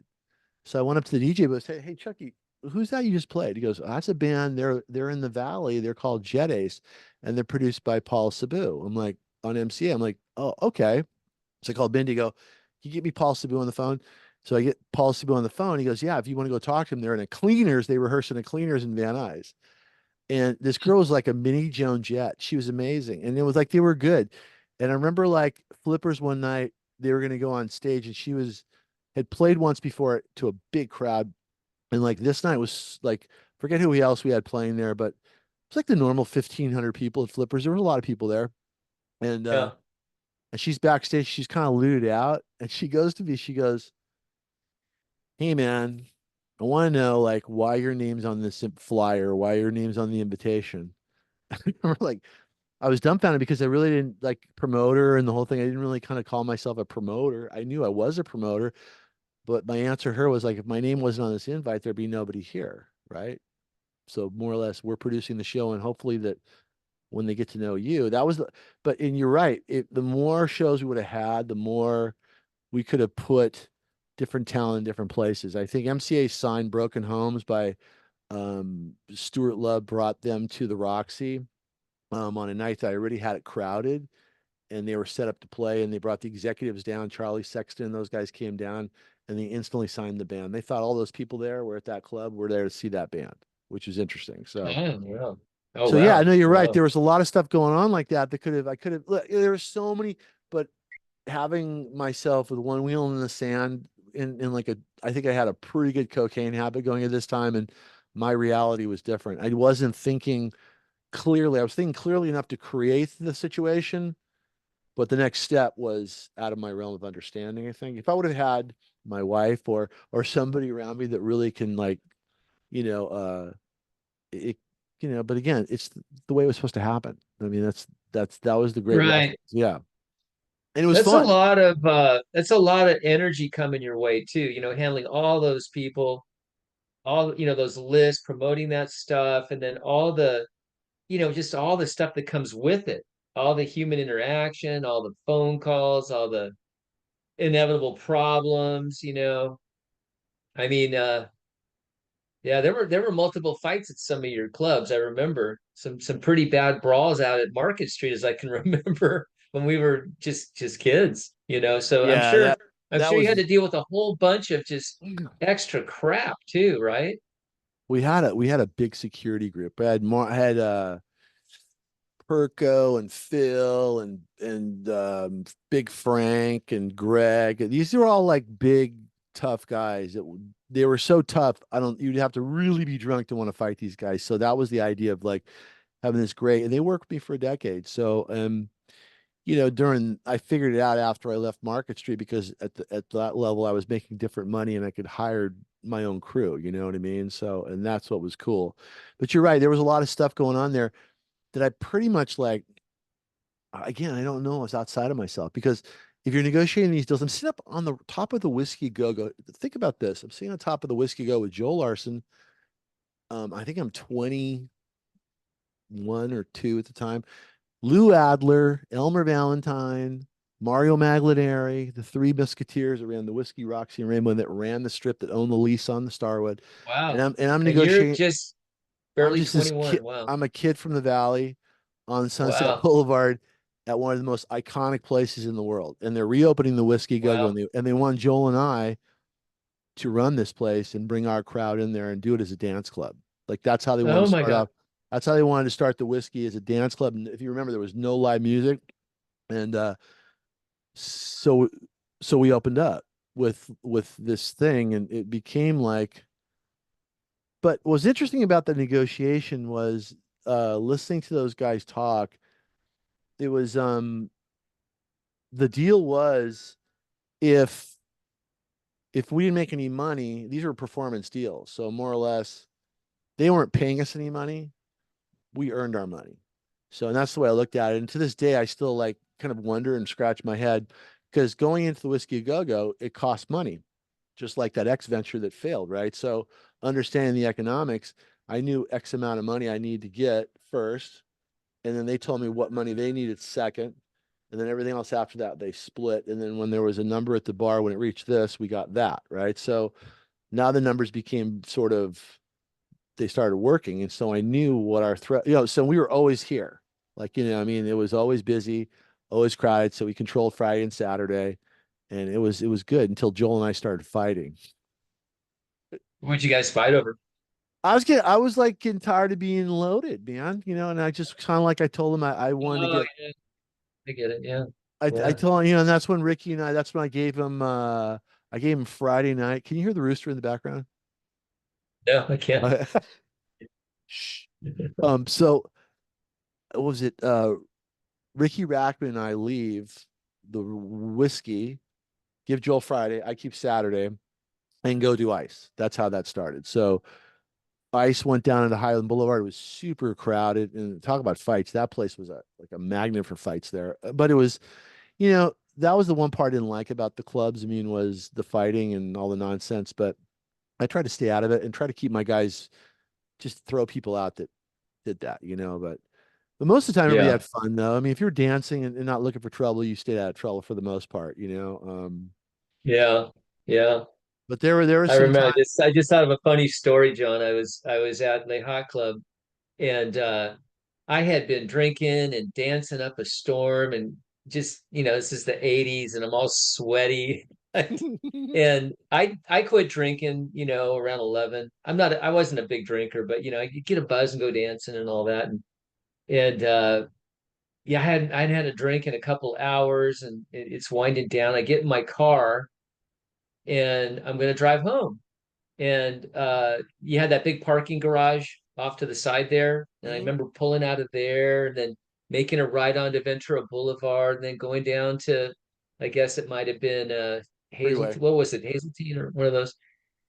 And I see a cop and he's following me pretty much from when I got out of the car park, Yeah. right? I get on. I'm seeing the guy, and and I'm minding the speed and all that, and I get up on the freeway, and I merge into traffic, and all of a sudden he hits the lights on me, Oh, right? And I knew that I wasn't drunk. I absolutely knew it. I was so coherent, right? And he comes up to the window, and license registration and all that, and he goes, where you been tonight? And I go, oh, just at my friend's club. I shouldn't have said that, right? Hot club or whatever. yeah. It was cool What too. have you been doing? Oh, I was dancing and all that. I think I was stupid back then. I said, oh, you have any drinks? I go, yeah, I had one or two, So I just remember walking the line, and I knew, and I said to him, I said, I don't know why you pulled me over. I saw you. I was watching my speedometer. I didn't do anything at all. I want to know why you pulled me over.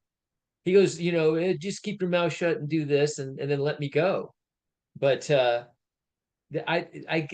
was almost like there was probably so many people coming out of there drunk that they probably got some good write-ups out of that place, Of right? course. Of course. Yeah, the moneymaker for them. And You, they probably saw me go into my car all sweaty and oh, they were like, we got my a hair guy all here, messy. right here. Here's one.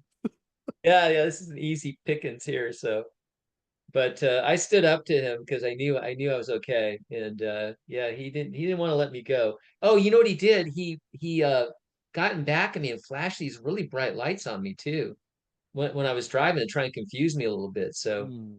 yeah, So did he take you it was a in or what happened? no, no, no. I had to walk. I had to do the field sobriety test though on the side of the And you highway. passed it. Oh yeah, oh yeah, yeah. I never got a DUI ever. I It, had to walk twice though. neither did I I. was I was coming very up on lucky. the 405 and got pulled over again. It's usually after clubs, 2 in the morning, Sure. 1 in the morning, younger person, who knows? I'll, They're just like, it's worse now though. I mean, it is way worse now. oh yeah. I think back then there was a little bit of more leeway. So, There was a lot of leeway um, back then. Are yeah, you kidding? Jesus. yeah, I think it's smart to take an Uber these days, right? I mean, there Instead was a of t yeah, there was a time I think I had Gus, Chris, and myself in the car, and I was in my Mustang, and Daryl Munger at the time was like, he was our neighbor. He was like a big shot at LAPD, and somehow the broadcast came out. They were behind my car, and their name came up, and he heard it or something. This is how the story. Maybe the story's wrong, but they didn't pull me over. They just followed me home. They knew that I was like I lived close by. And they just wanted to make sure I got home okay. Was like very that lucky. nice. Yeah, because I would have, like I Yeah. was no business driving then, so it was crazy.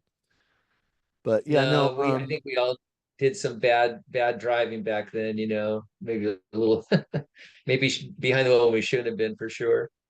I think I Yeah, think but out those of those are all different times. I think out of all the parties that mean something, one of the more interesting ones was, and I don't know, and you can maybe explain to me how this was concocted on like a whim, was the first annual Inland Beach Party. Could you explain that to me? Oh my God. Oh my God. We have to go there, don't we? All You right. bet. So I'm gonna talk to the audience, okay, John? I'm gonna tell you. So this guy here, I don't know, we were just hanging out and we both kind of have this wild entrepreneurial spirit, I guess. And we came, I don't know whose idea it was. We came with this idea. I think I was running it by you, John, and you said, let's do it. We'll do it. You gave the go ahead. But the idea was to have a gigantic beach party in the valley. And and call it the first annual Inland Beach Party. And to get the people out, their idea was to have a wet T-shirt contest. And we my girlfriend at the time was Kelly Locker, and she posed for the wet T-shirt picture, which was quite a good picture. And we we put flyers on every car from Zuma Beach down to Santa Monica and all over the valley, all over the Leha Club crowd, all that stuff. We just for like 3 weeks, we so many flyers, right? And we got to find one of those flyers, but we had no idea if this is going to work. So we got this venue called the Leonis Adobe right next to the Sagebrush Cantina out in Calabasas, and it is a historical landmark. It's an old adobe with this old barn, and it's all vintage from 150 years ago. This cherished place with placards everywhere and all that. So we rent this venue out, and uh, we get a bunch of alcohol and set up a couple bars, and John goes out and finds this big, gigantic punch bowl about this big for the t-shirt punch. So all the girls who were in the contest got to drink t-shirt punch. So, which is very strong. And so before the event, we got there at about 5 o'clock, and we had a barbecue for all the bartenders and bouncers and all of us, right? So I just remember we're grilling up stuff, and the caretakers of the Leonis Adobe are mingling with us, and we're getting to know them, they're getting to know us, and it's all very mellow. We're playing a little bit of music in the background, and it's all very, very calm and nice, sitting around chit-chatting. And I remember one of the older caretakers goes, you know, I just want to tell you that we really enjoy having you here. You can come back anytime. We told them that we were having a corporate picnic and get together. And so we wrap everything up. We start to get ready for the party. It's 7:30 or 8, and it's in the middle of summer. It's still light out. There's nobody there. 8:30, nobody there. And John and I are going, man, I think we got a dud here. I can't believe it. We got a dud here. And we're just kind of, well, whatever, we'll take a loss, whatever. A few people start showing up. At about 9:15, 9:30, it looked like 10 Greyhound buses pulled up. It was instant. And there was a huge line, Oh, and people trying to crash the gate. And so it's just, yeah, it was a gigantic line. Maybe, I don't know, 100, people in line trying to get in. It went from 0 to 100 super quick. And I just remember that yeah, we're just all this money's coming in. hold Mike on. Mike Blower. Wasn't Kushel at the door collecting money? Who do we have at the door collecting money? I think Skip wasn't he? Wasn't Skip at the door? I don't I think it might know. have been Skip Bucola. Was Anyways, yeah, we had good doormen, but there's this guy, Mike Blower, God rest his soul. He decided to open up his own bar, and he started serving drinks and keeping the money. So we had to kick him out, oh, and people were ripping us off, whatever. But I just remember I was the MC for the what t-shirt contest, and I'm you did a back fine job, by the way. we're backstage, and we have the backstage party going on there. People are drinking the t-shirt punch, and we're making sure all the girls get a lot of t-shirt punch, right? We're gonna have a good time. And I remember walking out onto the stage. It was right below the old barn. I walk out on the stage, well, ladies and gentlemen, welcome to the first annual Inland Beach Party, and the wet t-shirt contest. Our first contestant is the lovely Jane, whatever, from Sherman Oaks. She comes out on stage. It wasn't 5 seconds, and her top came off. And the crowd went wild. Oh It yeah. was unbelievable. And I look up, and there are people on top of this old barn. There's like 5 people up there on this rickety old barn. And the caretaker guy, he runs up to me, and his eyeballs are this big, and he goes, Mark, we have a riot situation on our hands. He goes, he goes, I don't know what to do. We've called the police. So, so I run up to John and go, John, we got a problem.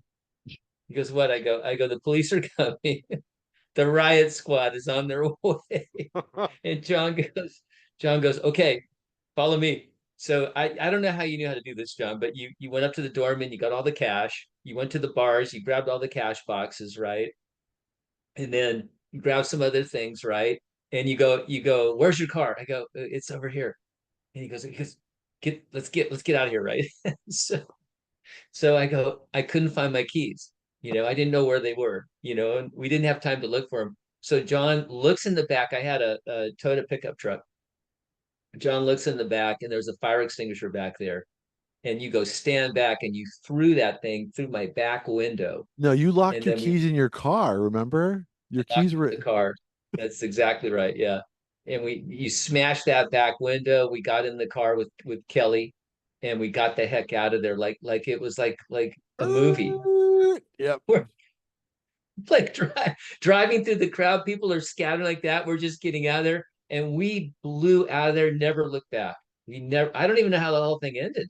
Did people still stay? Did the riot squad come? I Well, I I don't guess the remember thing, how it I all guess the part of the got adult out of part, there. Just here's the adult part of me, like which one of us put our name on the application to rent that place? John And then I John guess Dunn presents. there was no cell phone, so it wasn't like they could track us down, right? I can't believe that the police didn't contact you or anything. I mean, you never heard a thing again, right? No, no, we were Or lucky. you probably weren't picking up the phone for a few weeks. Well, a similar thing happened to my son. He was involved in some strange like Airbnb thing and learned a big lesson. He wasn't part of the house being rented, but the house got destroyed in a similar like but different situation. And he stayed and faced the music. And my wife said to me when I told her the story between you and I, she says, "Well, Jack stayed. You guys left." I'm like, "Yeah, we had to go." we we hightailed it. It was a different time, different place, right?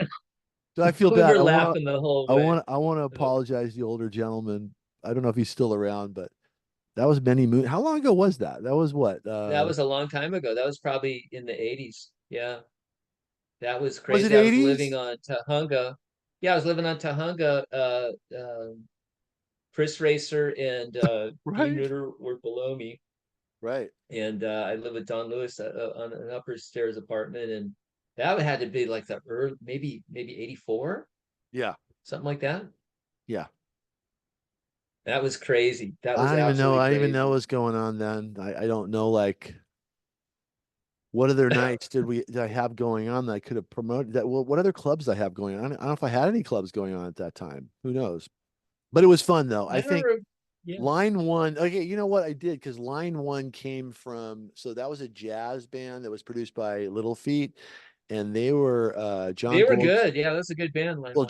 John Goldstein was the keyboard player, then John Shanks was the guitar player. He played for Melissa Etheridge for years, and that whole band was they were really good. And but they were having so much fun watching this wet t-shirt contest. It was, I remember seeing their faces. David Heller was like the drummer was like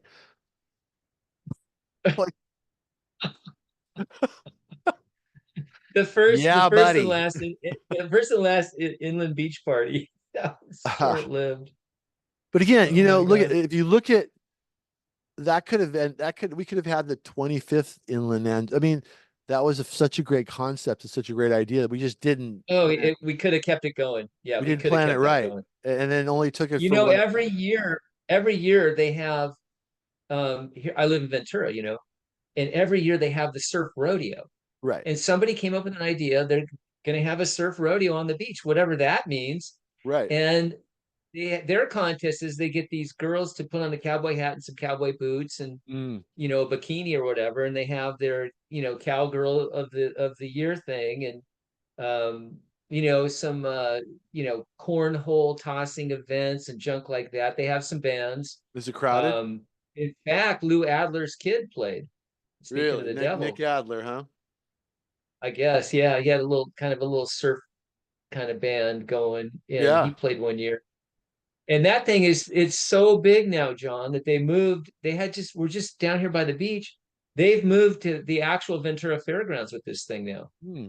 They've they've they've slowly built it up. They have tons of sponsors. So yeah, we were really onto something, but we did not we did not prepare for the wet t-shirt contest energy. Let's combined with the t-shirt punch. It really escalated fast. And now I know I kind of got it. That's my only thing I've ever promoted, you and I together on that thing. But now I got a foray into what you went through probably on a weekly basis. You know what I mean?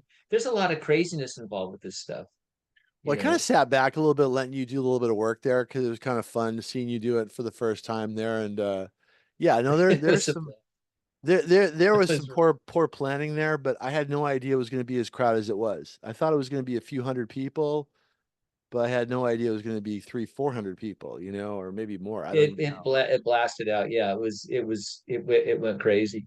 But it had your name on it, and you were a brand at the time, and we did. You never know if you're going to get an audience, so we were just nervous. We got maybe 2,000 flyers, right, This and little got them out eight and a anywhere half we by 11. Yeah. at Kinko's. We went to Kinko's, and Harry that took was care of back. us. Right, we didn't have these fancy, Photoshop and all that. I No. remember taking scissors and just cutting pictures out and cutting the we kind of did a kind of a punk look with cutting out It was the like a letters, death letter. It was what are those letters when right, like a son of Sam. a kidnap letter. Yeah, right.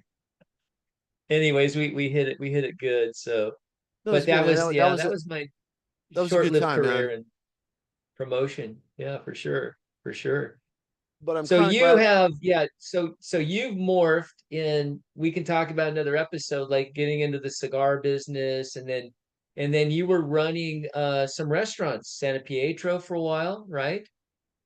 Santa Pietro restaurant, and doing kind of a musical gig over there, right? No, the funny story was Sue Shoemaker and Cheryl Burkoff Lowe called me on the phone and said, "Hey, George Santo Pietro wants to talk to you." I'm like, "Who's George Santo Pietro?" They go, "Well, he owns the Santo Pietro in Studio City, the one in Beverly Glen and Beverly Hills and in Westwood." I'm like, "Oh, that guy. Okay."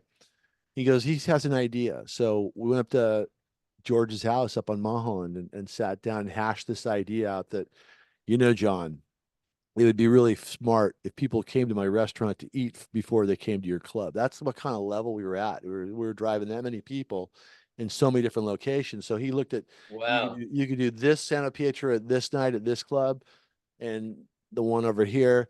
I mean, in theory, it was a good idea. It got me to know him pretty well, and we did okay. But the whole Santa Pietra operation, that was amazing. The people who worked there, Corby and Cheryl and Jack Wagner and Roger Lodge. I mean, and Skip. That was like a crazy crew over there. Corby.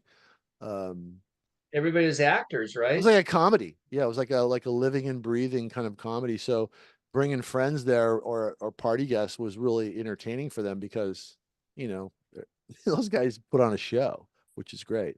So that's how Santa Pietro worked. It was the integration of a restaurant. George was very, very smart, I think, to think that that was a good idea. I didn't really see it at first, but then I enjoyed it because I mean, look, who doesn't like the garlic knots and I was work. just thinking of those garlic dough things were so good, And he man. had a knack for talent too. I mean, later on, I went over to run Studio City, his restaurant in Studio City, but all the girls that worked there, I mean, were all beautiful and super talented and ended up doing things. I mean, look at Cheryl. Sue Shoemaker. And I forget what the other girls were there, but most of them like went on to either I think they wanted to be actresses or married very well with him. I think what's her name? I'm trying to remember her name. There are a bunch of girls that went out with hockey players and celebrities, and it was I don't know, it was Well, just they LA. were they were pretty girls, yeah, really pretty It girls, and was then just an they LA. It was an that was LA. It great. was so LA.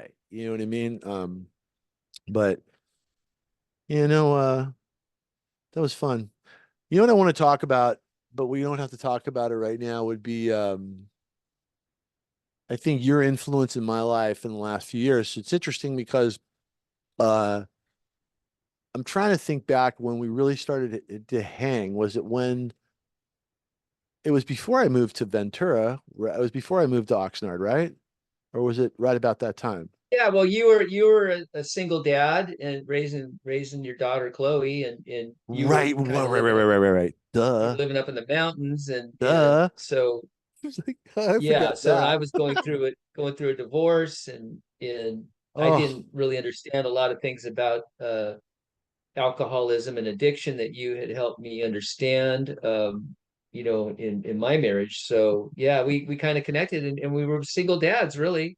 And then you would come over to Catalina Island and hang out with my dad and all of us, and bring Chloe and all that. And oh and my yeah, gosh. that's when we kind of rekindled. And then you moved to Oxnard, which was close by here. So yeah. I think you were super generous because I ended up having to get off the mountain because of the fires. And Chloe and I stayed with you. And we Yeah, stayed, I that's think, right. for 3 weeks, which was like a long time to get to really kind of, and I saw what was going on there. So it kind of works out the way it's supposed to. I mean, I guess the fire, me staying there, us becoming friends, but it is interesting. But going back to what I was saying was, your life watching you, change from being who you were as a dad to becoming a full-time dad to it was interesting. And I remember having these conversations with you. I think I remember you told me you weren't ready for that yet. I think I remember hearing something like that. And I said, no, man, you were born for this, you know? Because it was almost like the same thing for me, because I went from being this cartoon character, um, you know, and being a dad, and now I'm a parent and a husband and a responsible human being somewhat most of the time.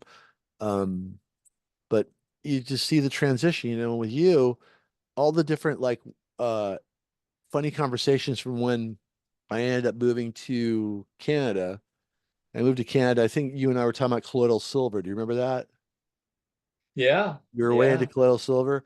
And I remember using the yeah. colloidal silver and never getting sick and telling the doctors. And I remember walking into the vitamin shop and I said to the ladies there, because you and I were always talking about the pharmaceutical cartel, you really enlightened me to the economics and the whole thing. And I remember walking into the first time in Canada, walking into this store, and I said, show me everything the pharmaceutical cartel doesn't want me to know." And they started laughing. And after that, I was their best friend because it's a great statement, because nobody wants to fall prey of the pharmaceutical cartel, right?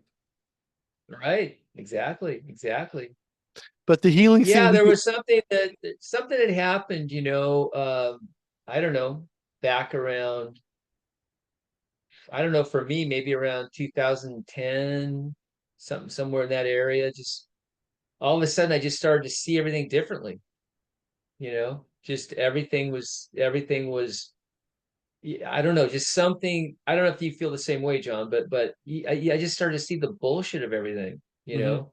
And one of the big ones was the whole medical industry. Wait a minute, there's natural cures that are cheaper and better and don't have all these side effects, and that opened up a big window.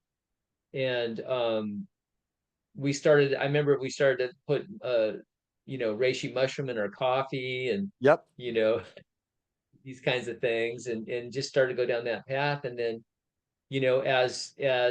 as time went on, other things started to unfold that they were bullshit too, you know.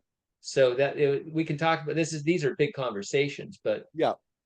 yeah. But I And just I want would to share just these I like to just tee it up by saying that you've been like one of the most influential people in my life as far as not only being a dear friend, but I mean from going to your house and all that reishi, we would, the mushrooms and all the different conversations about what it does.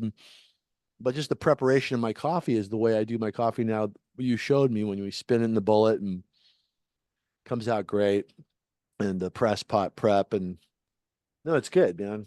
I'm happy that we're friends, and I look forward to talking more about, like, I guess I want to go deep dive into, I think the most interesting thing where um what you and I talk about most is the consciousness. What you said, you're now conscious and you see things clearly.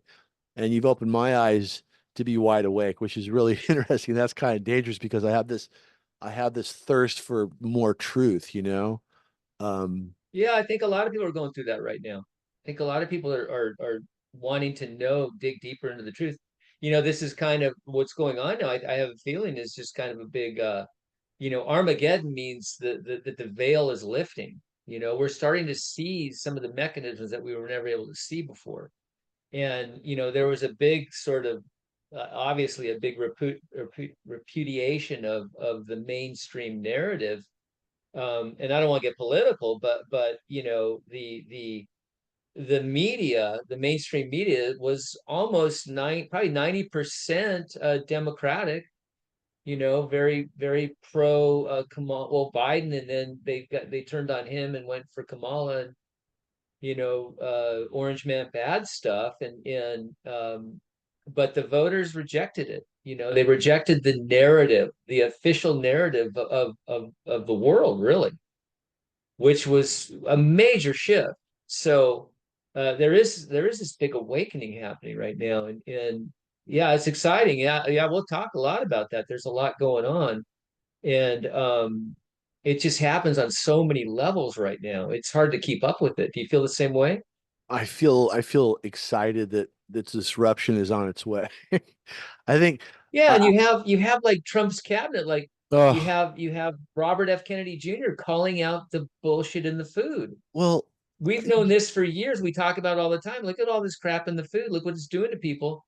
And the FDA finally admitted, that the fluoride in the water doesn't do any good. It causes cancer and lowers IQ and all these. They've had to admit it, but yet they've been putting in the water for 50, 60 years. So there's a lot happening in that department.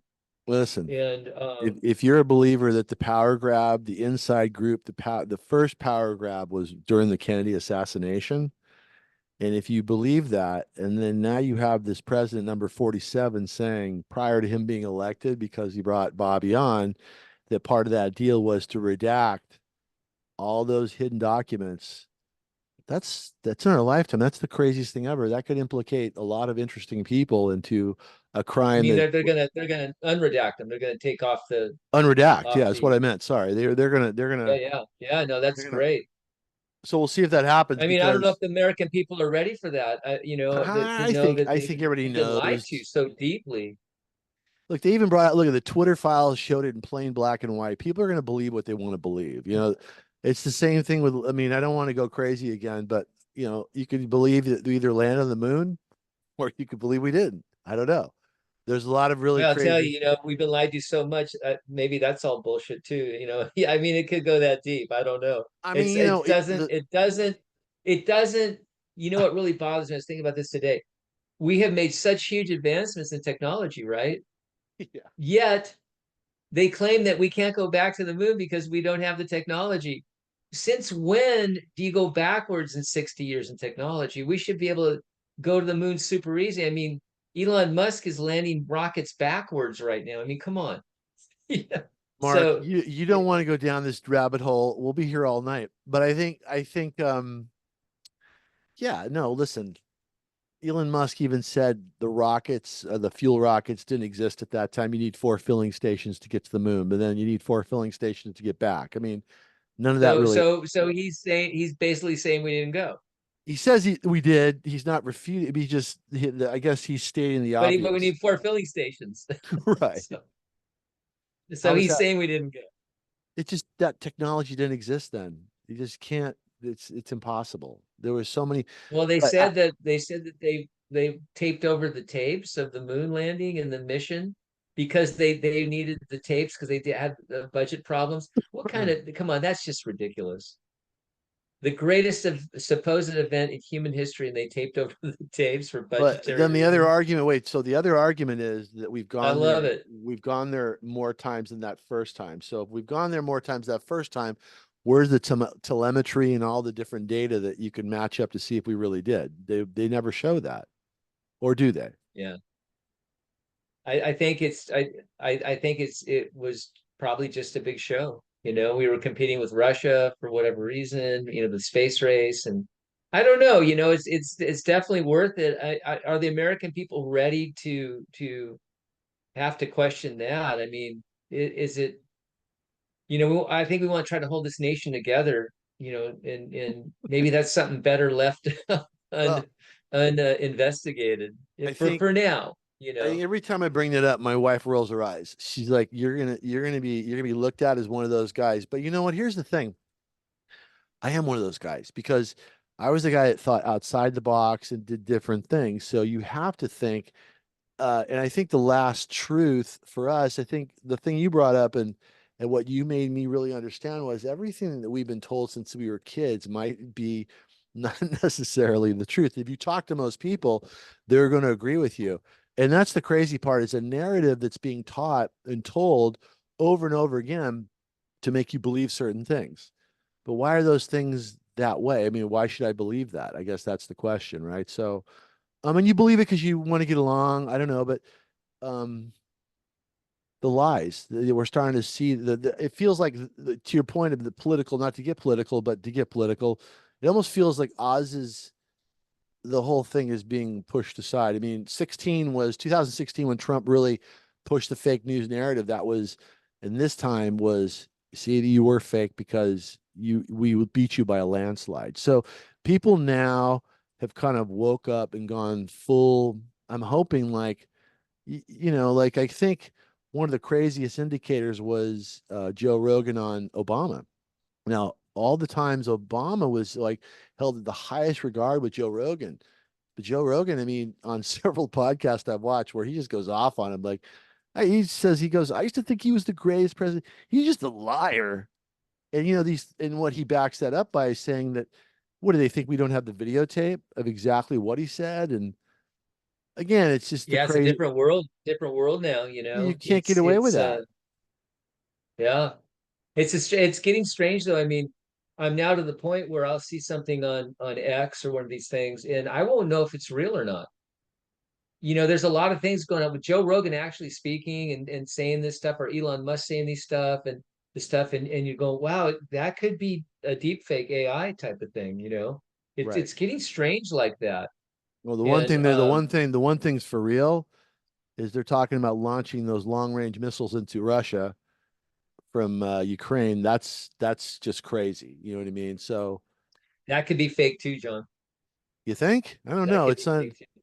I hope not. I hope it is. I mean, Yeah, it could be fake. I mean, who knows? I mean, we're so manipulated. you're So right. so I've been deep I've You're been deep right. diving into I've been deep diving into something. This will blow your mind.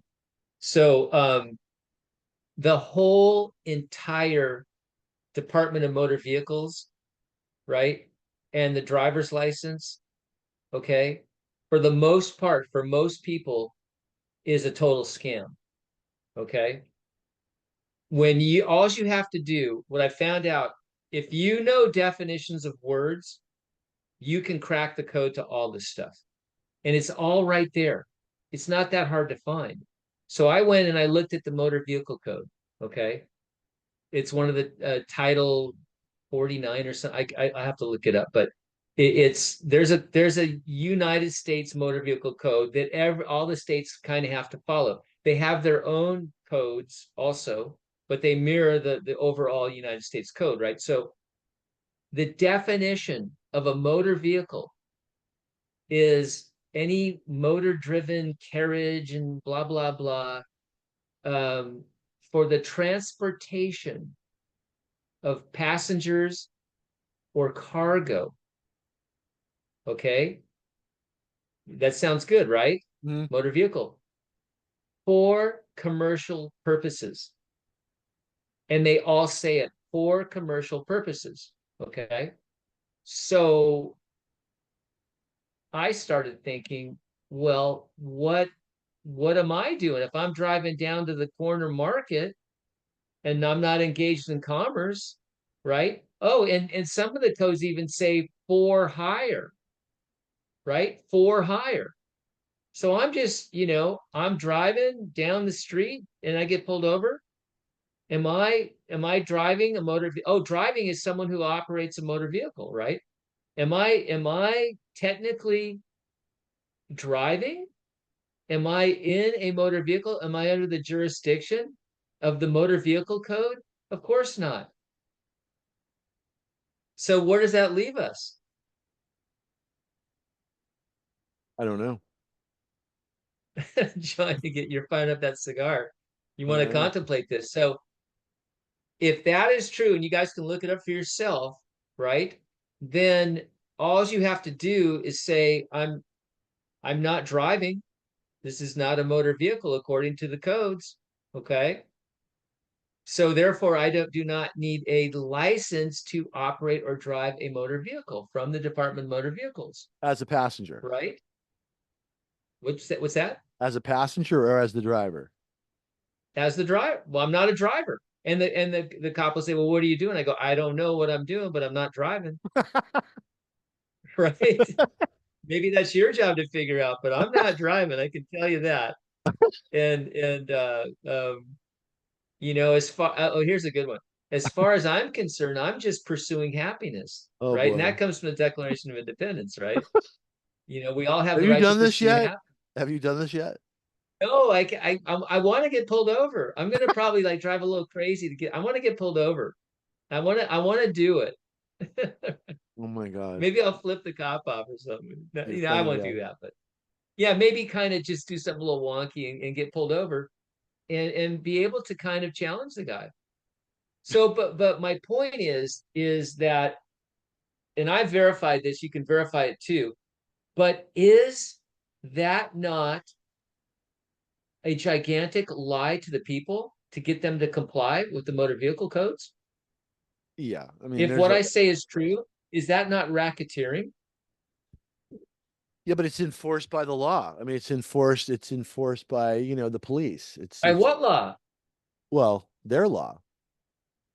Who's they? Well, they're the enforcers. Okay, so it's enforced by it's their law, and the law states that a driver, right, is the operator of a motor vehicle, and a motor vehicle is something that's engaged in commerce for hire, and there's no evidence that have hired out.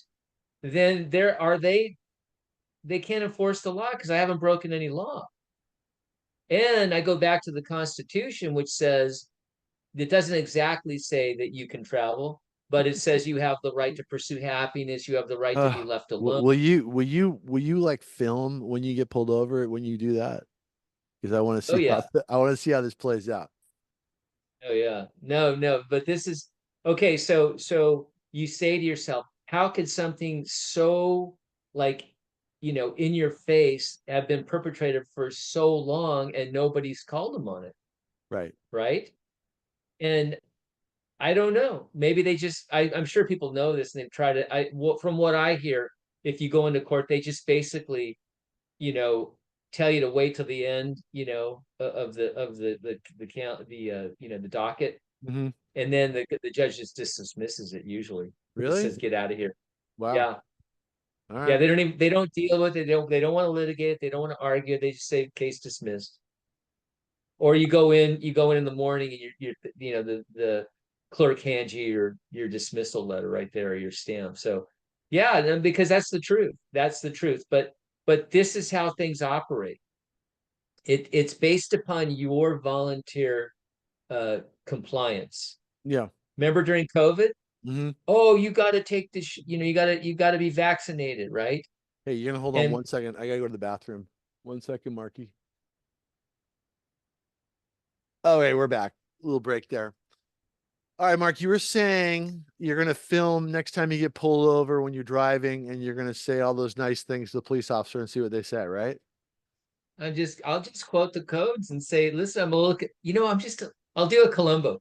I'm just a little confused about this. It says right here that a motor vehicle has got to be for hire, Yeah.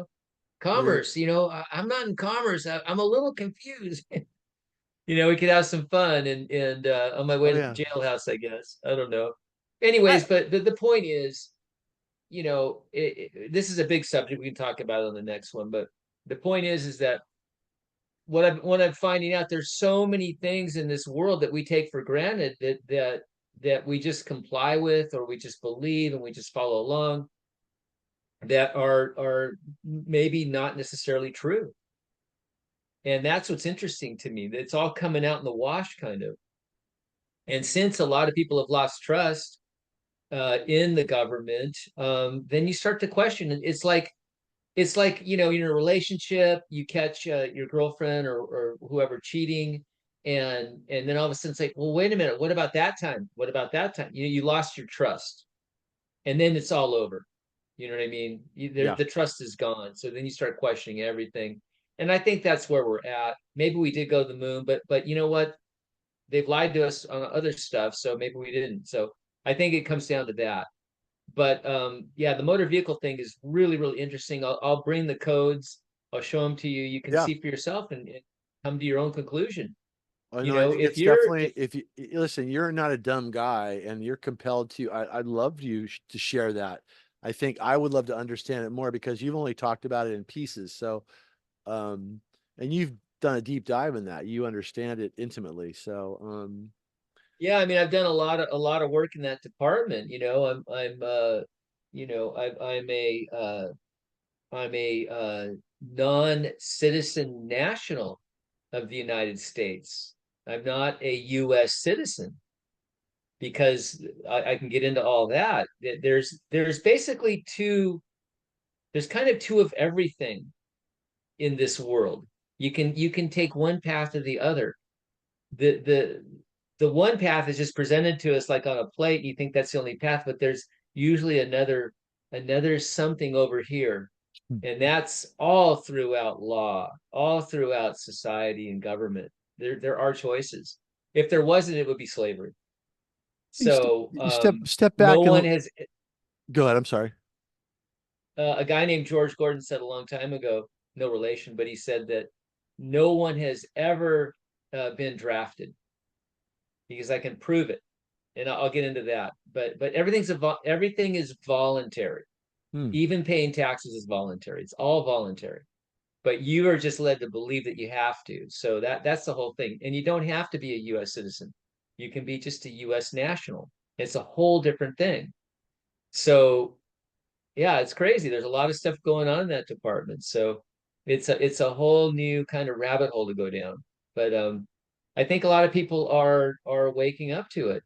And then we can talk about Bitcoin too, because there's a revolution going on right now in the Was it world, a 96, huge 90, revolution with money. Yeah. 96,000?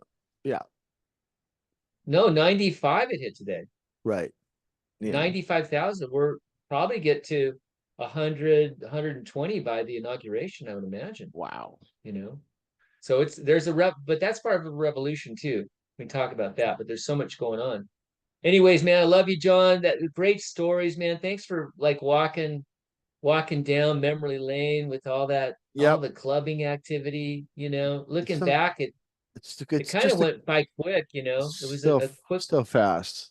So fast. And you it know what, did. Mark, also it's kind of like there's a lot of gaps there. It's not because I didn't remember, maybe because I didn't want to remember, or there's just so much time that's gone by, but I love you too. And you know, do you ever think in your life that you'd be developing a retreat in the middle of the Arizona desert? Or did you ever think that I'd be living on a farm with potbelly pigs and No, no, life is funny.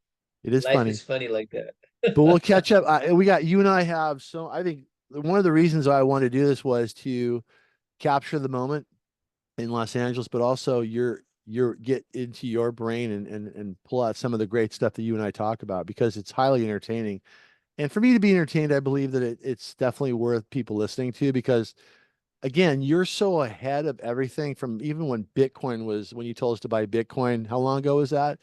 To all the different I started mushrooms. getting into 2011, 2012. Yeah. Yeah. So I mean, I always I was thought just this, playing around though. I mean, it was kind of a fun little novelty back then, but now this is serious, man. this is Ooh. this is a little past novelty. Yeah, no, I Yeah, respect you big yeah, time. So let's yeah. go on the I'm gonna I think there's a couple things we could talk about literally for the 2 hours that we stayed on those two topics that are most interesting that you and I go on about. But you know, I think grew up in Los Angeles, buddy. It was beautiful, wasn't it? Pretty good, man. We had it made, it was a different time, but hey, this is good too, Well, the we're part of a grand awakening. We're part of a big shift in consciousness. That's profound. yeah. It really is. We were I mean, we were a bit decadent and hedonistic back then. You got to admit. Not to knock it, it was great, but it was a chapter that you live and you enjoy. But when it comes time to turn the page, you got to turn the page, Oh, because you and I know yes. people that are still hanging out in Malibu, playing volleyball in their 60s, and hanging out by the women's bathroom there.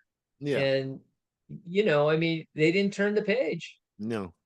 Not to put them down, that's their thing, No, but that's what they want to do. I mean, it's what we're doing, we need to do. I mean, I think it's everybody does their own thing. I'm happy that if they're happy, but I like the place I'm in. I like the life I've had. And there's some things I would change along the way, but I'm looking forward to talking more with you. And let's in the next couple of days, let's go down the rabbit hole of some of those other things we were talking about.